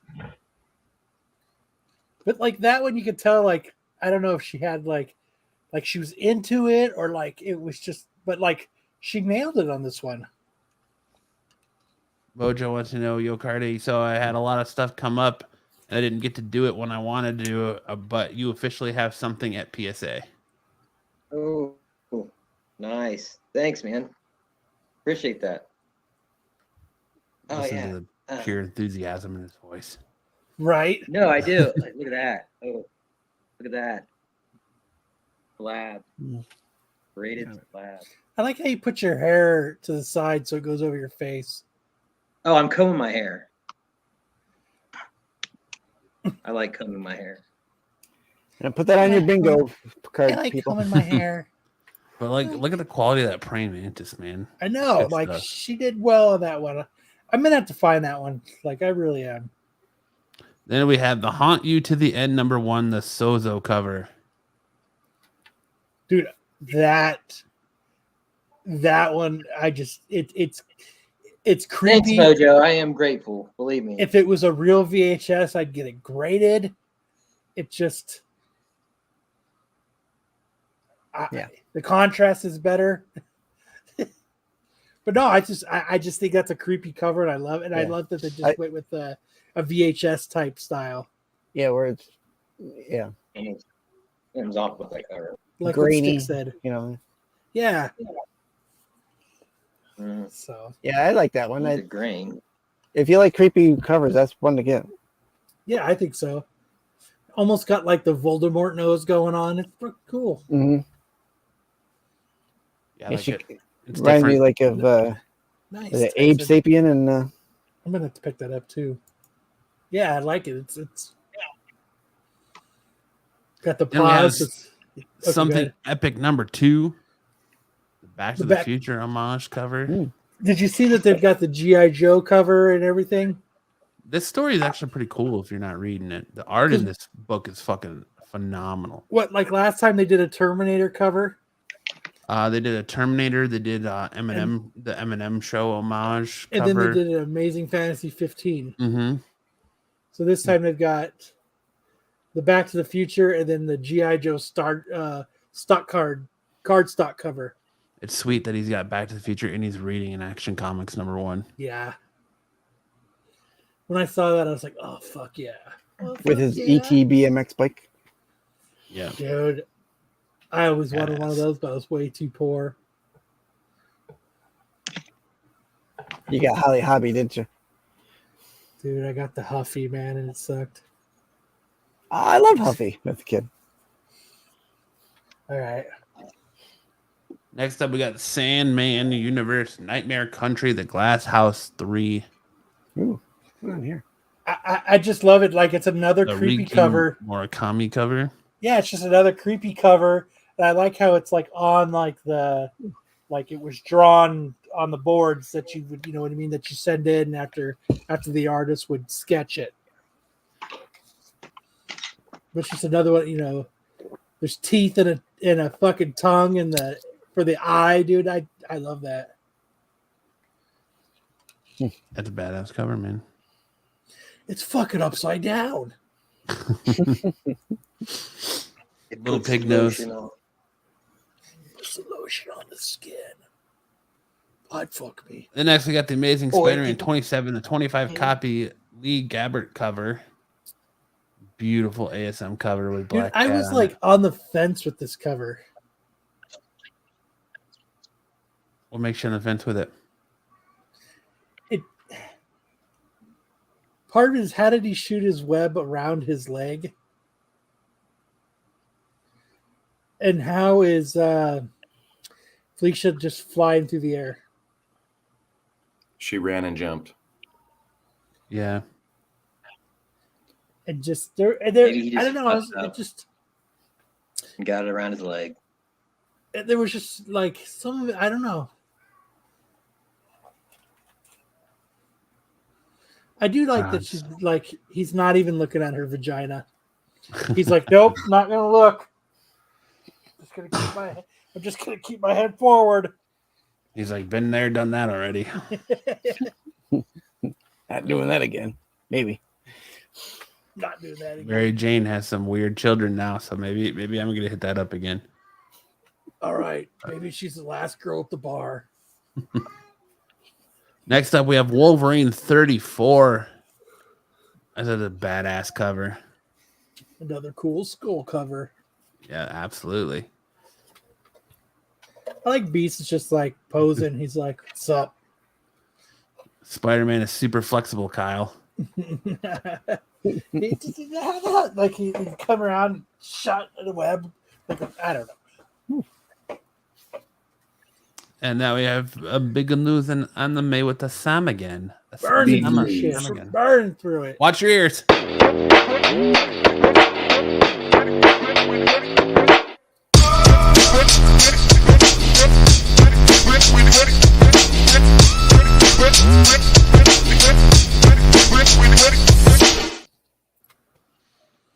Big news in anime. First up, first on the block, Dan to Dan. Man, this is such a good series. It is set to receive an anime adaptation. Looks like early 2024. You guys can look forward to watching this insane series on TV on Crunchyroll. It's about a girl who believes in ghosts and a guy who believes in aliens, and they join forces to fight both ghosts and aliens.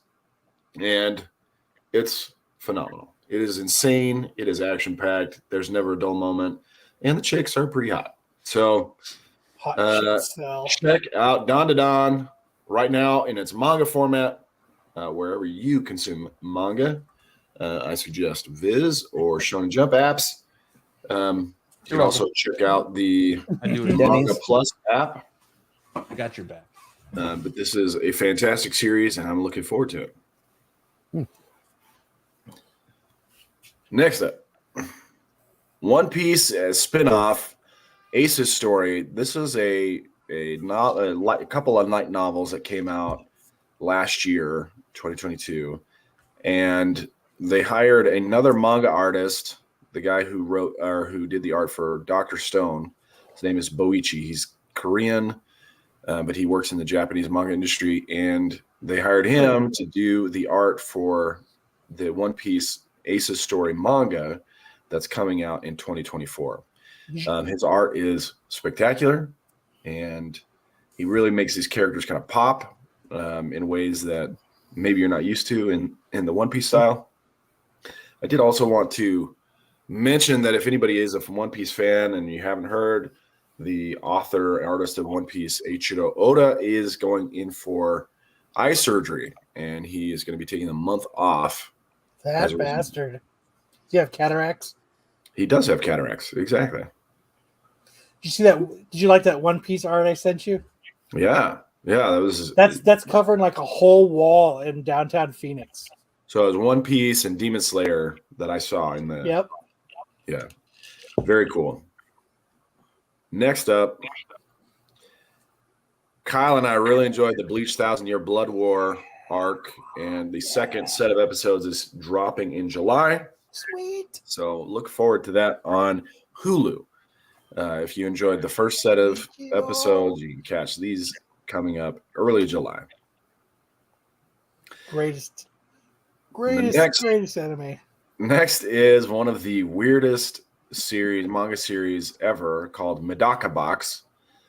And it's about a super hot student council president and her quest to solve everybody's problems. And along the way, she uncovers a genetic engineering program at her school where people are being given superpowers, and a lot of weird stuff ensues. Right here, you have an English-speaking young man who says, "All girls will serve me wearing nothing but aprons." That's what I'm saying. Medaka that Box idea. it was also animated. So if you don't want to read through it, you can also watch it. But I think the presentation is a little bit better in the manga than it is in the anime. It's just a weird series. Like it starts with student council problems. Like the box named in Medaka Box is like a suggestion box. And people put suggestions for problems for her to solve. And then it ends up a million miles away. There's like a 5,000-year-old deity that they have to fight. And there's superpowers and people are getting, it's wild. You could tell Brian's show already started because we lost everybody. Glad I did my dodgeball bit up at the top. And that's it for big news in anime. All right, now we got first appearances of the week.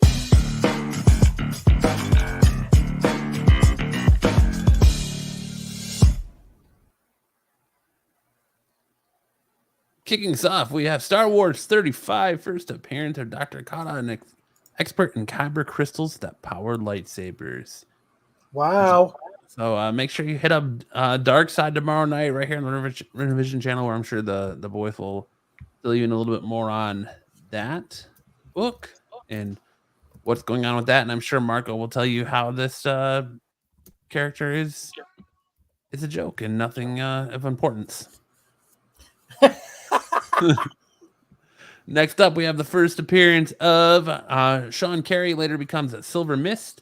The first appearance of Charles Walker III, a businessman, an antagonist of Steelworkers in Steelworkers 1. I guess Sam's not going to do his Triple D dodgeball Italy trip. He did it at the beginning of the show. Oh, did he? Cool. Yeah, we did it instead of the news at the top of the show. Then we have Deadpool Batter Go Blood. back real quick. First appearance. That's not going to go anywhere. No. Okay, that's it. I just wanted to state that. Then Deadpool Batter Blood, we have the first appearance of Shatterstorm in the final page. God, another female Shatterstorm. We put that on a terrible cover list, right? Well, this was last week when we didn't have a show. Fuck. Well, but yeah, it's terrible. He's got two really bad Deadpool covers this week. Like, Jesus Christ. The interiors on this book are terrible. The interior was crap. There was only one. What was it? They only had one backdrop until the very last page. Yeah, and then they had that big elongated cable that I showed you, Kyle. That's what she said. Yeah. Yeah. Then we have Groot number 2, the first appearance of a monster that destroys Groot's homeworld. Well, that sucks. Little chainsaw man character over here. That cover. What's that? Who did that cover? Looks like Lee Sag. Saggy Lee sucked on that cover. And then now it's time for the Simmering 10. No FOMO?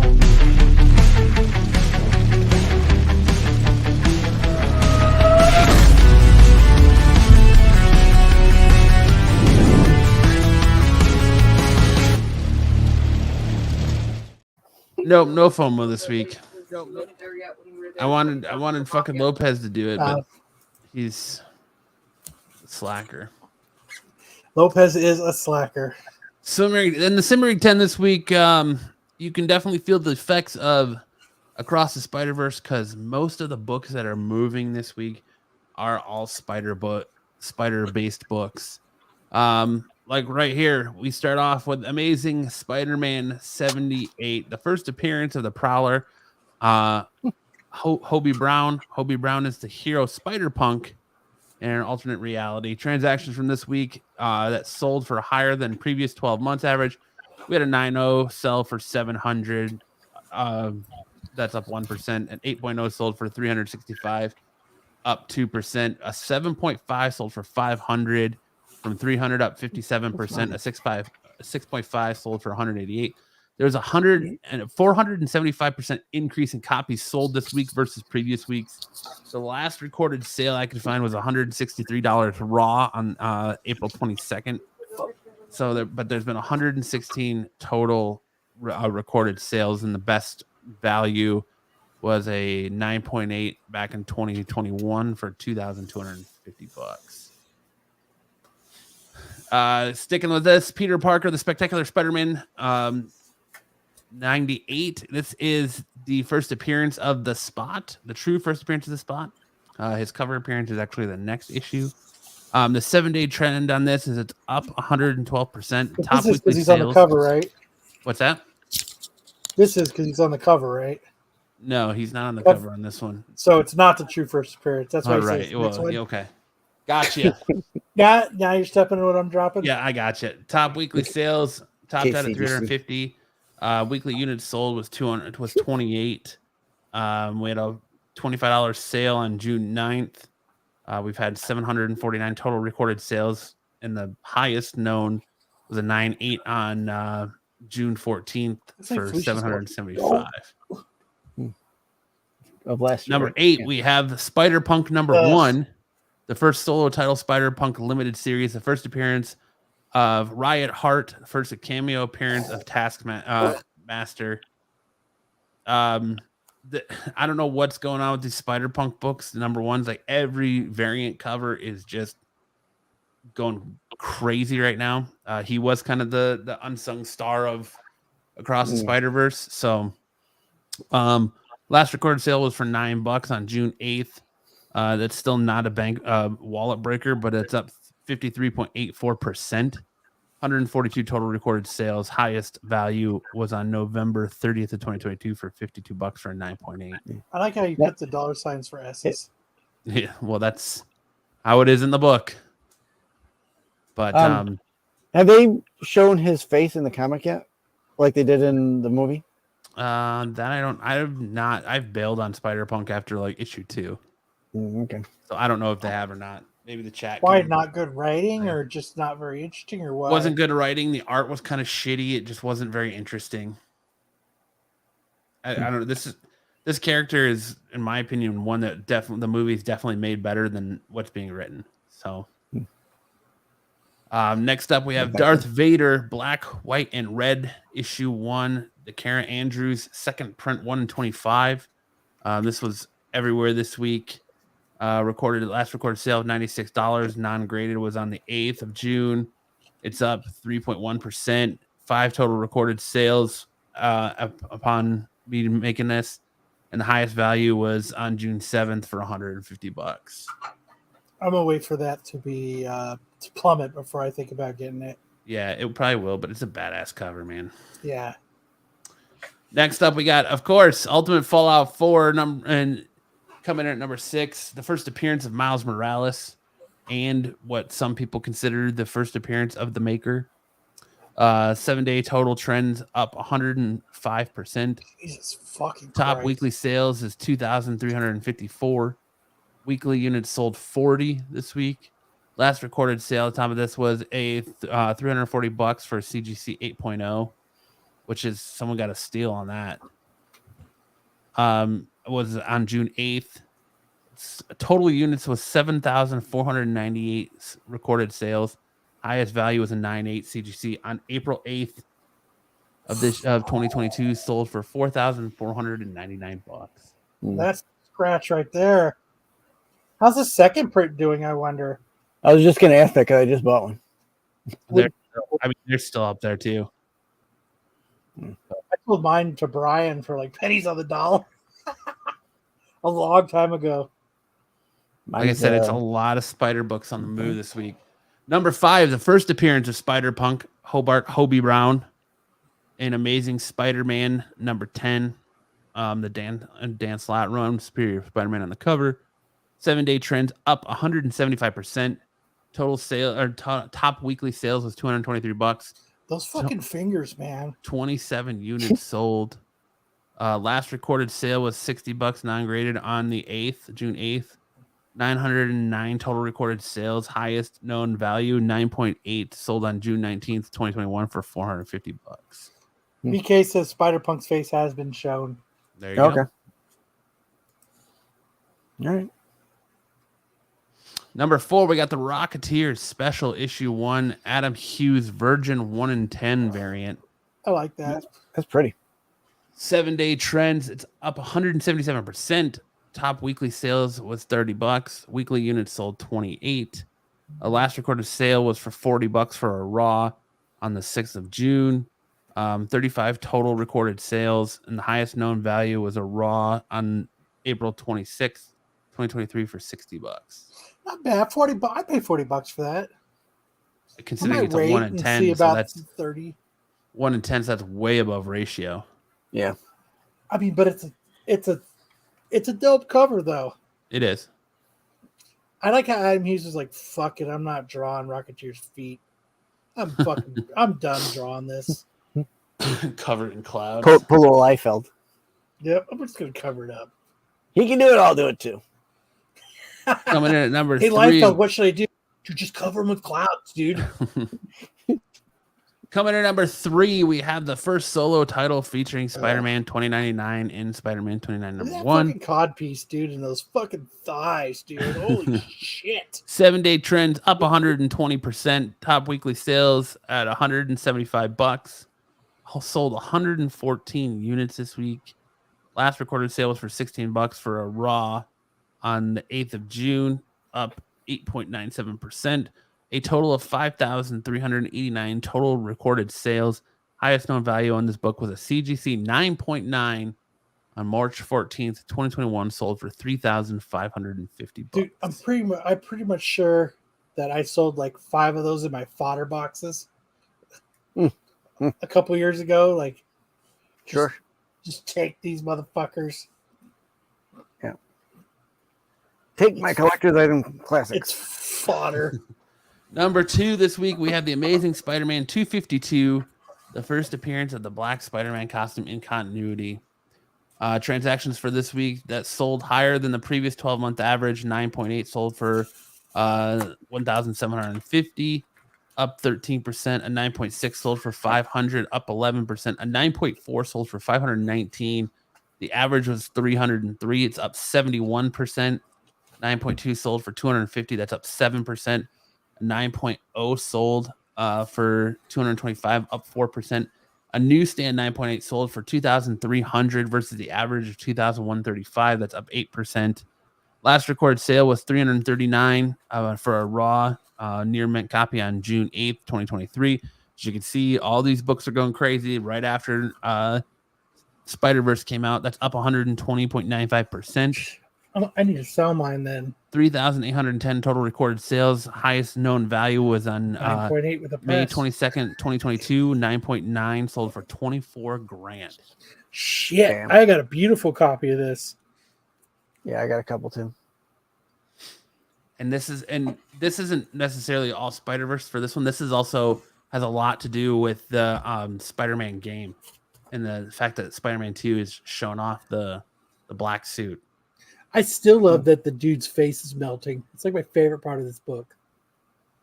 Yeah, Screaming. this guy right here. My face is melting. I don't And have number 1 internet. this week, I want the that Amazing book. Spider-Man 129, first Punisher.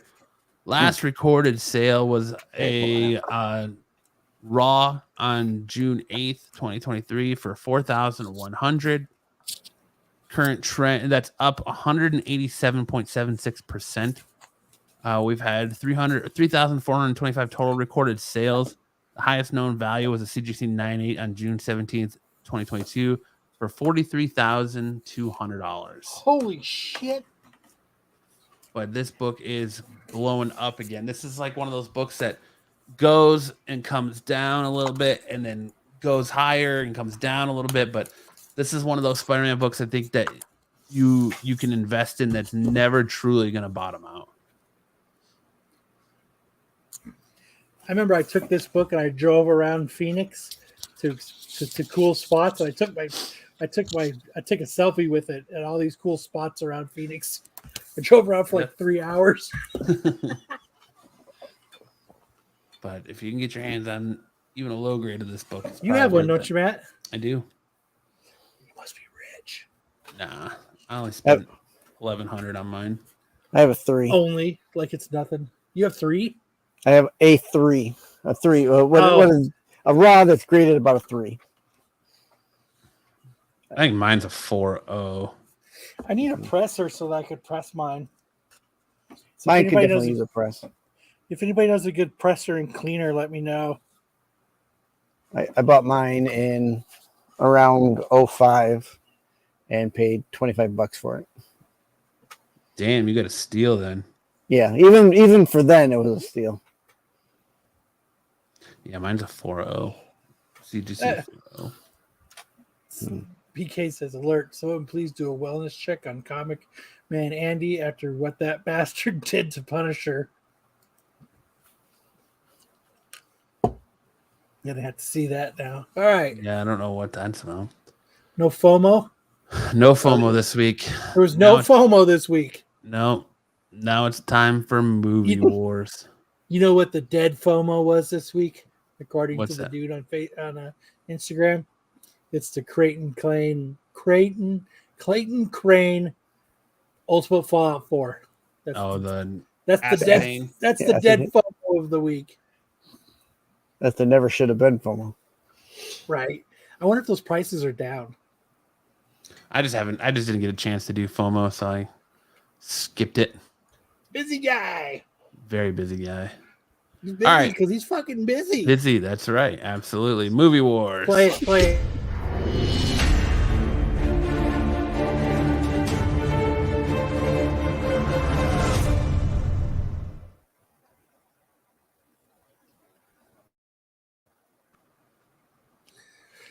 So this week, last month was Harrison Ford month. So this month, I'm doing it's Bruce Willis month.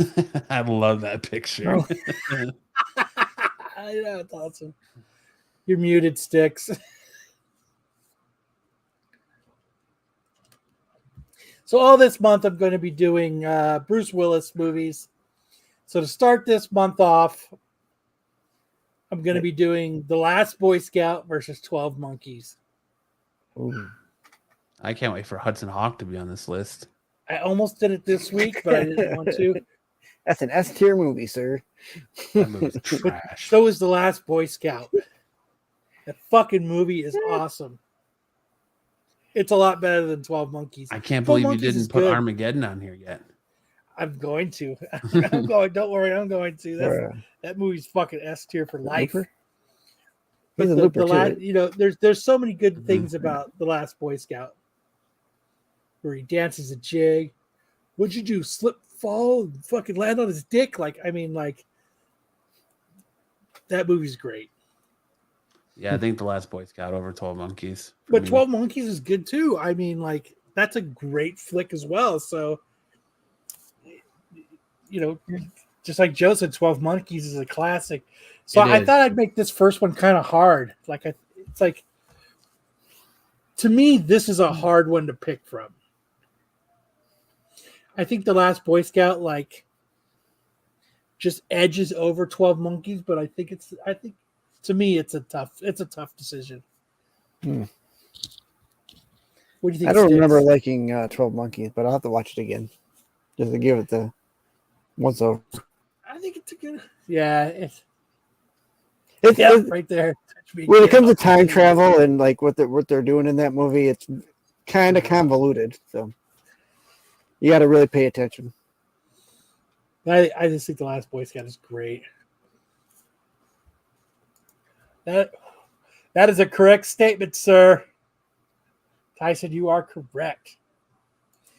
Astro says 12 Monkeys for me. So just remember, you're going to go vote this week. If Pete doesn't forget, hopefully he'll put them up by Tuesday, unless he forgets, and then he can put them up on Thursday.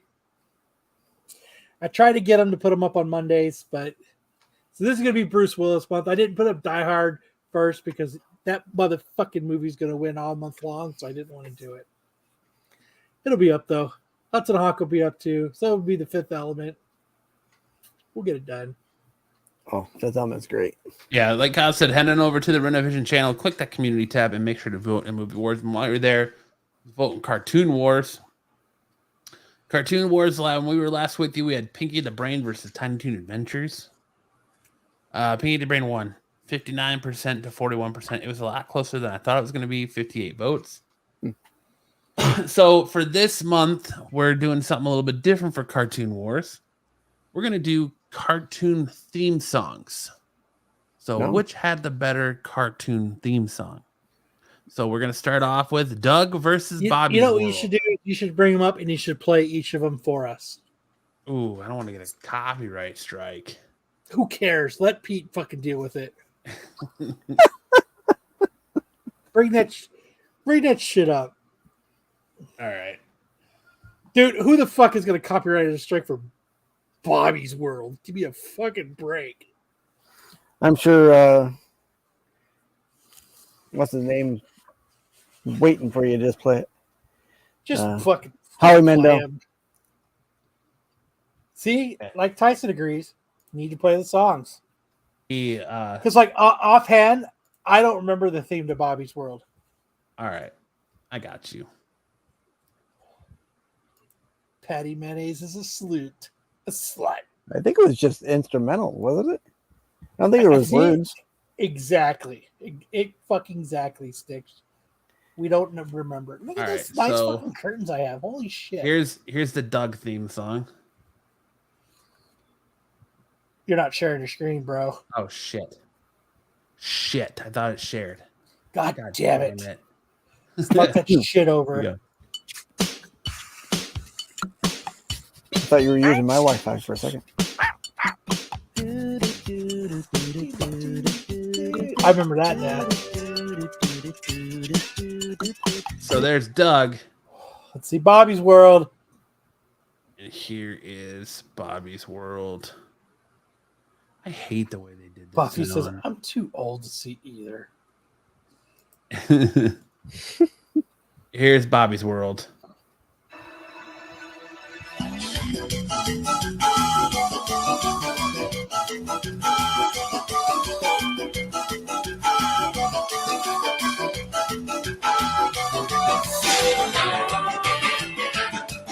Dude, Bobby's World's way better than Doug. It's way better.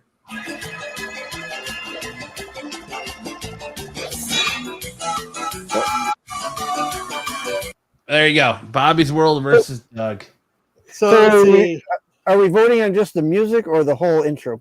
Just the theme song. Which one had the better theme song? Okay, so the music only. Wow, Okay. I didn't need the nipple face blowing up like that. Bobby's World. Dab it, Doug. Doug. Yeah, I forgot how cool Bobby's World is. Yeah, I think Bobby's World might take that one. Well, I mean the animation of the intro is great, but I don't know just the music alone. Tyson's got my back. What up, bro? Yeah. There you go. Make sure to vote on the theme song over there at the Renovision. We'll make sure that Pete stipulates that. Yeah, I'm gonna say this about theme songs. If you can't close your eyes and know what it is, it's not a good theme song. Very true. So that's all I'll say. Repair says Bobby's World. Astro says Doug. I think this is gonna be a close one. It says Bobby's Yeah, World. this might be close. Everybody that says Bobby World is cool as fuck. All right, now we move on to Hey, our Hartman, hot what do you think? chick of the week. Yeah, Hartman, what do you think? Oh, I think that's great. Check out my nipples. I love Bobby's World. Yeah. It's great because I'm in the shitter right now. I like Bobby's World because I add so much to this program just sitting here. I'm on mute and I'm combing my hair in the shitter. All right. He's got to look good for his appearance on Live PD tonight. Nope, they're not in Beech Grove anymore. Oh, they're not. Beech Grove is gone, and now it's Fullerton, California. Oh, lame. Now I won't sleep. All right, so this is we've 15 got our minutes of hot fame. chick of the week, and I am giving it to Ava Bambi, cosplayer and big booby extraordinaire. Big booby extraordinaire. And you know what? She's dressing up in one of my favorite comic covers. It's one of the reasons when I saw that she'd go back, when I saw that she did that. Mm. Let me bring it up real quick. Let's see if I can find it real quick. It was hard for me to get both of these covers. God damn it. I should have been more prepared. If I wouldn't have lost internet and shit, I would have fucking... Still been not prepared. I still would have not been prepared. It's probably in the Right. box with all the comics that are stuck together. Because it reminded me of this. Ah, yes. This. I love these fucking covers, man. AOA says, I want to take harlot pictures of myself and make money. Dude, me too. Me fucking too. So, all right, keep going. Yeah, and she's just like, look at that. Look at that Spider-Man picture. Like, oh. She's like, I'm hot. I know it. I'm going to dress like sexy Death Note. I got big boobies and I'll show Dude, that's what I say to that, dude. them. Kyle salutes you. Yeah, don't fap clap. Thank you for just everything. Just thank you for being you. Look at that. Go back again. Thank you for having big boobs. Oh my God. Just this. Thank you. I just appreciate all that you do for us, Ava Bambi. I just appreciate it. Well, hang on while Kyle cleans up his pants. Yep. Look at that. I would even buy her farts in a jar. I totally agree. I would too. All right. So that was a hot chick of the week. Look at that. Look at that Death Note picture. Fuck. Look at that. Look at her on the beach in like Hawaii or something. Like she's just like, hey, how's it going? You guys want some side boob? Here it is. Kyle meets her on the beach. I've seen you naked. Or almost naked. Ava, I salute you. Yeah, I'm sure you are. Your man just walking around saluting me. Oh, He's just constantly saluting me. I love your milk makers. Thank you. Daddy wanted the milky.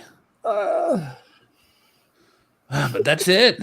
She'll need Tommy money boy. for those future back problems. But that's it. That's our show. I'm glad I was only like 15 minutes late. No fucking weird story of the week. Well, no, I didn't do an odd story of the week because I thought that Sam was going to be doing the dodgeball long at the end.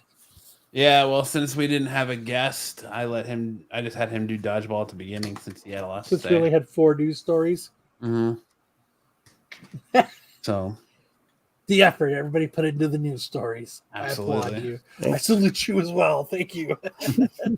How about that UFO thing in Vegas, though? Isn't that crazy? I want to see the footage of the backyard that the police don't show. You mean what they were talking about earlier in the chat? Yeah, so the supposed UFO that crashed in Vegas, and the people called and reported saying that it was in their backyard, and there was entities that were 10 feet tall with big eyes and mouths standing there staring at them. Like, and then the police like actually showed up, and as they go in the backyard, they cut the body cam footage because it's so much private property, they say. But that never stops them.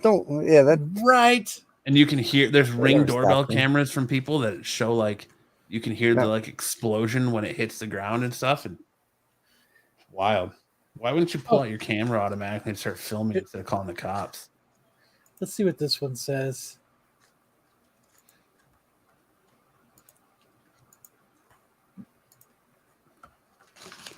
.911 after they say an object fell out of the sky and landed in their backyard. They're like 9 foot, 10 foot tall. They look like aliens to us. Big eyes. They have big eyes. Mysterious object that fell Dude, from the they sky. should start playing Even on the basketball officers teams. apparently 9 foot, saw 10 that. foot. The green glow of the alleged UFO was seen on this newly released camera footage. I have butterflies, bro. Everyone saw a shooting Damn. star. Then these people say there's aliens in their Be backyard. bad. But when that 911 call came in, less than an hour Can you hear later, that? police were ready to. Yeah. It was like a big creature. A big creature? Yeah, like around 10 feet tall. Why are they I'm not going to BS Wait, you where guys. is it? One of my They're not partners even in said the they saw backyard. something fall out of the sky too, so that's why I'm kind of curious. Did you see anything land? in your So what, they backyard? cut it off as they After go a back brief to there? investigation of the Yeah. yard, officers closed the case as unfounded. If those 9 foot Unfounded. beings come back, don't call us. All right, deal with it What are they yourself. blocking out? I ain't dealing with that. They're residents, but like they start to go in the backyard and they like cut it out. Crash landing isn't too far fetched. Grush recently turned over documents to Congress claiming. Hold on, let's see. But yeah, so Tyson says that they won't talk to the press. The government got to them. So yeah, there's been stories that they've said that they've had men in black suits and SUVs driving past their house constantly since it happened, and now all of a sudden they won't talk to anybody about it. Just watch right here.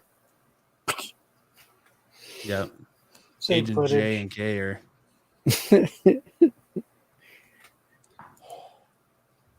Oh shit! You saw it go down over there, Yeah. dude. I wish a fucking UFO would crash in the back of my fucking house. How fucking cool would that be? Like search it up on YouTube. You can get the better. That was the first one that I had was YouTube.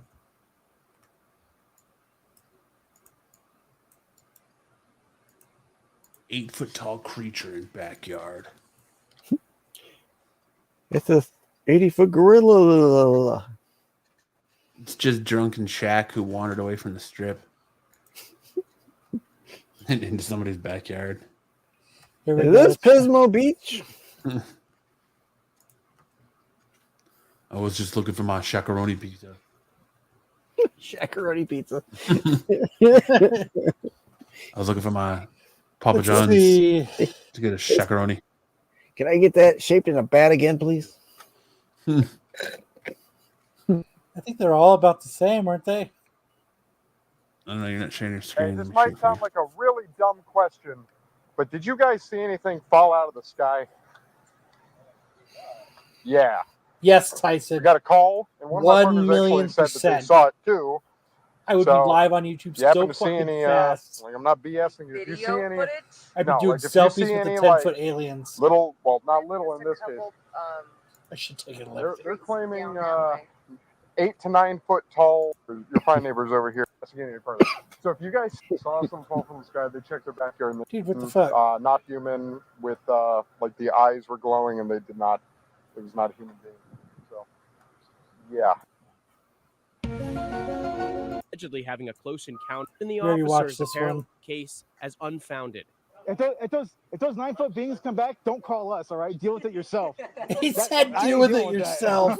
According to former intelligence officer David Grush, an alien crash landing isn't too far-fetched.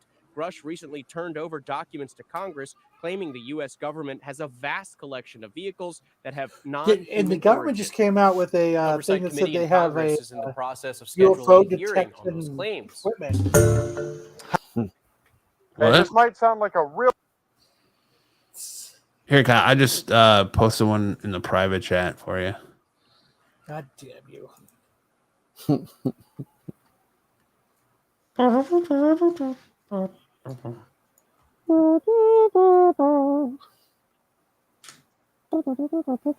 Oh shit. All right, let me reshare my screen. Glowing eyes.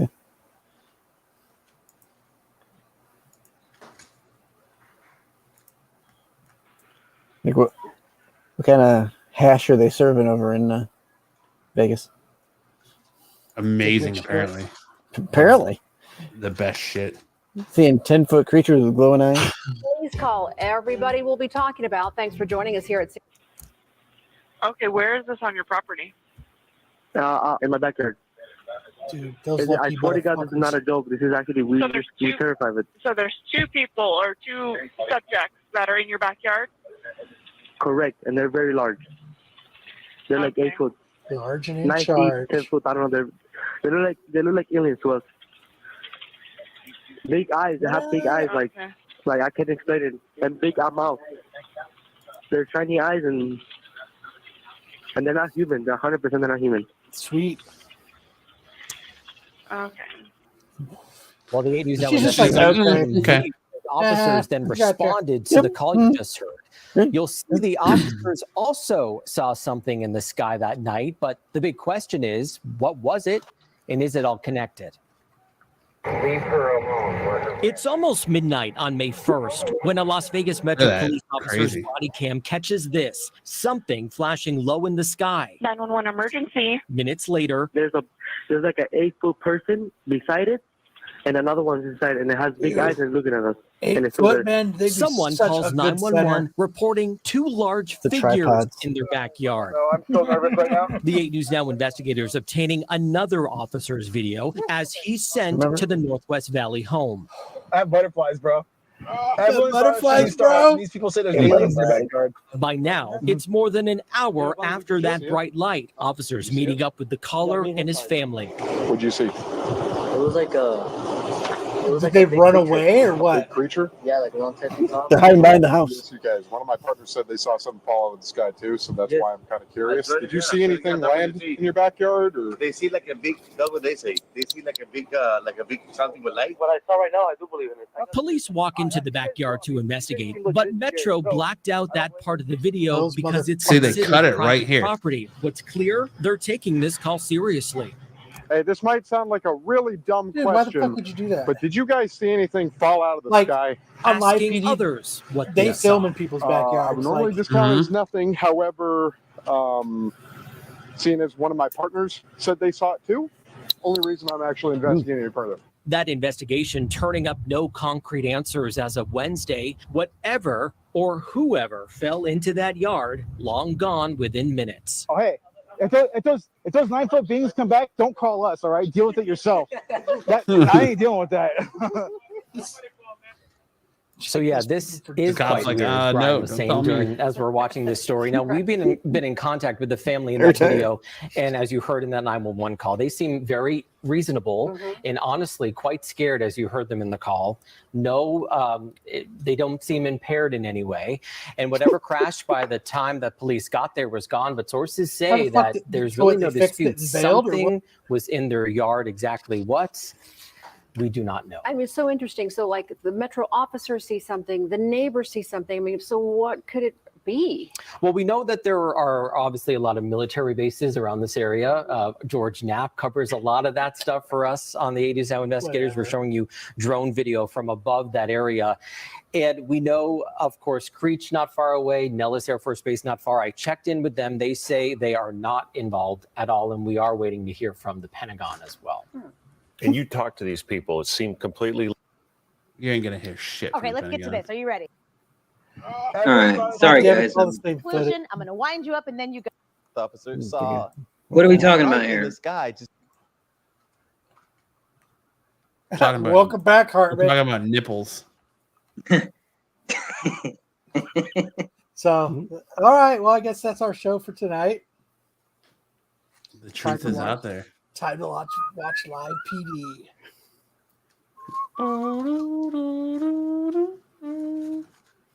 So thank you guys for joining and hanging out with us. We Just really Mr. appreciate Burns. it. Thank you for everybody that hung out and didn't go over to Brian's show. We appreciate that as well. Thanks for staying with us. We love you. Make sure to go over on the Renovision channel, click the community tab, and vote for Cartoon Wars and Movie Wars, as well as catching out all of the great programming right here on the Renovision channel. Make sure to check out Absolute Geek Podcast on Friday nights when they sporadically do it. Yeah, you know. Remember to like and subscribe to Thresholds of Reality. You know, we had a douchebag demonologist on this week. It's worth watching him text for 45 minutes. A lot of cool guests coming up on dude, I was like, hey, what's like the dude's on Discovery Channel, he's got a Netflix show, he's on Travel Channel, and like he didn't even want to talk about it. Dude, he was like, and he didn't do that. He was like this. Yeah, ghosts are crazy. That's like the fuck, dude. Love you, Tyson. You're the fucking man. I'd get my money back if I were you. Dude, I was pissed. Like, I was texting Sam during it, and I was like, get off the fucking phone, douchebag. So you're texting him too? I was typing, so it was a little more nonchalant. But I was fucking like he had cool stories, and he was like, and he'd make all the stories like 5 seconds. It just, And I then don't this know. happened and that happened? Go check it out. But we had another demonologist on a few weeks ago. Check that dude out. It was a lot better interview. We got a lot of cool stuff coming down. I think we're going to start astro projection as our next set of guests. So I think that'll be cool. So make sure to go like and subscribe to Thresholds of Reality. Like and subscribe to Ask the Geek Podcast. Make sure to check out Sticks on Friday nights for Get Off My Lawn. And all the other cool shit that has on the Renovision channel. And on that note, Matt, let's send us out with Mr. Gimp himself. Either you've got me confused with somebody else,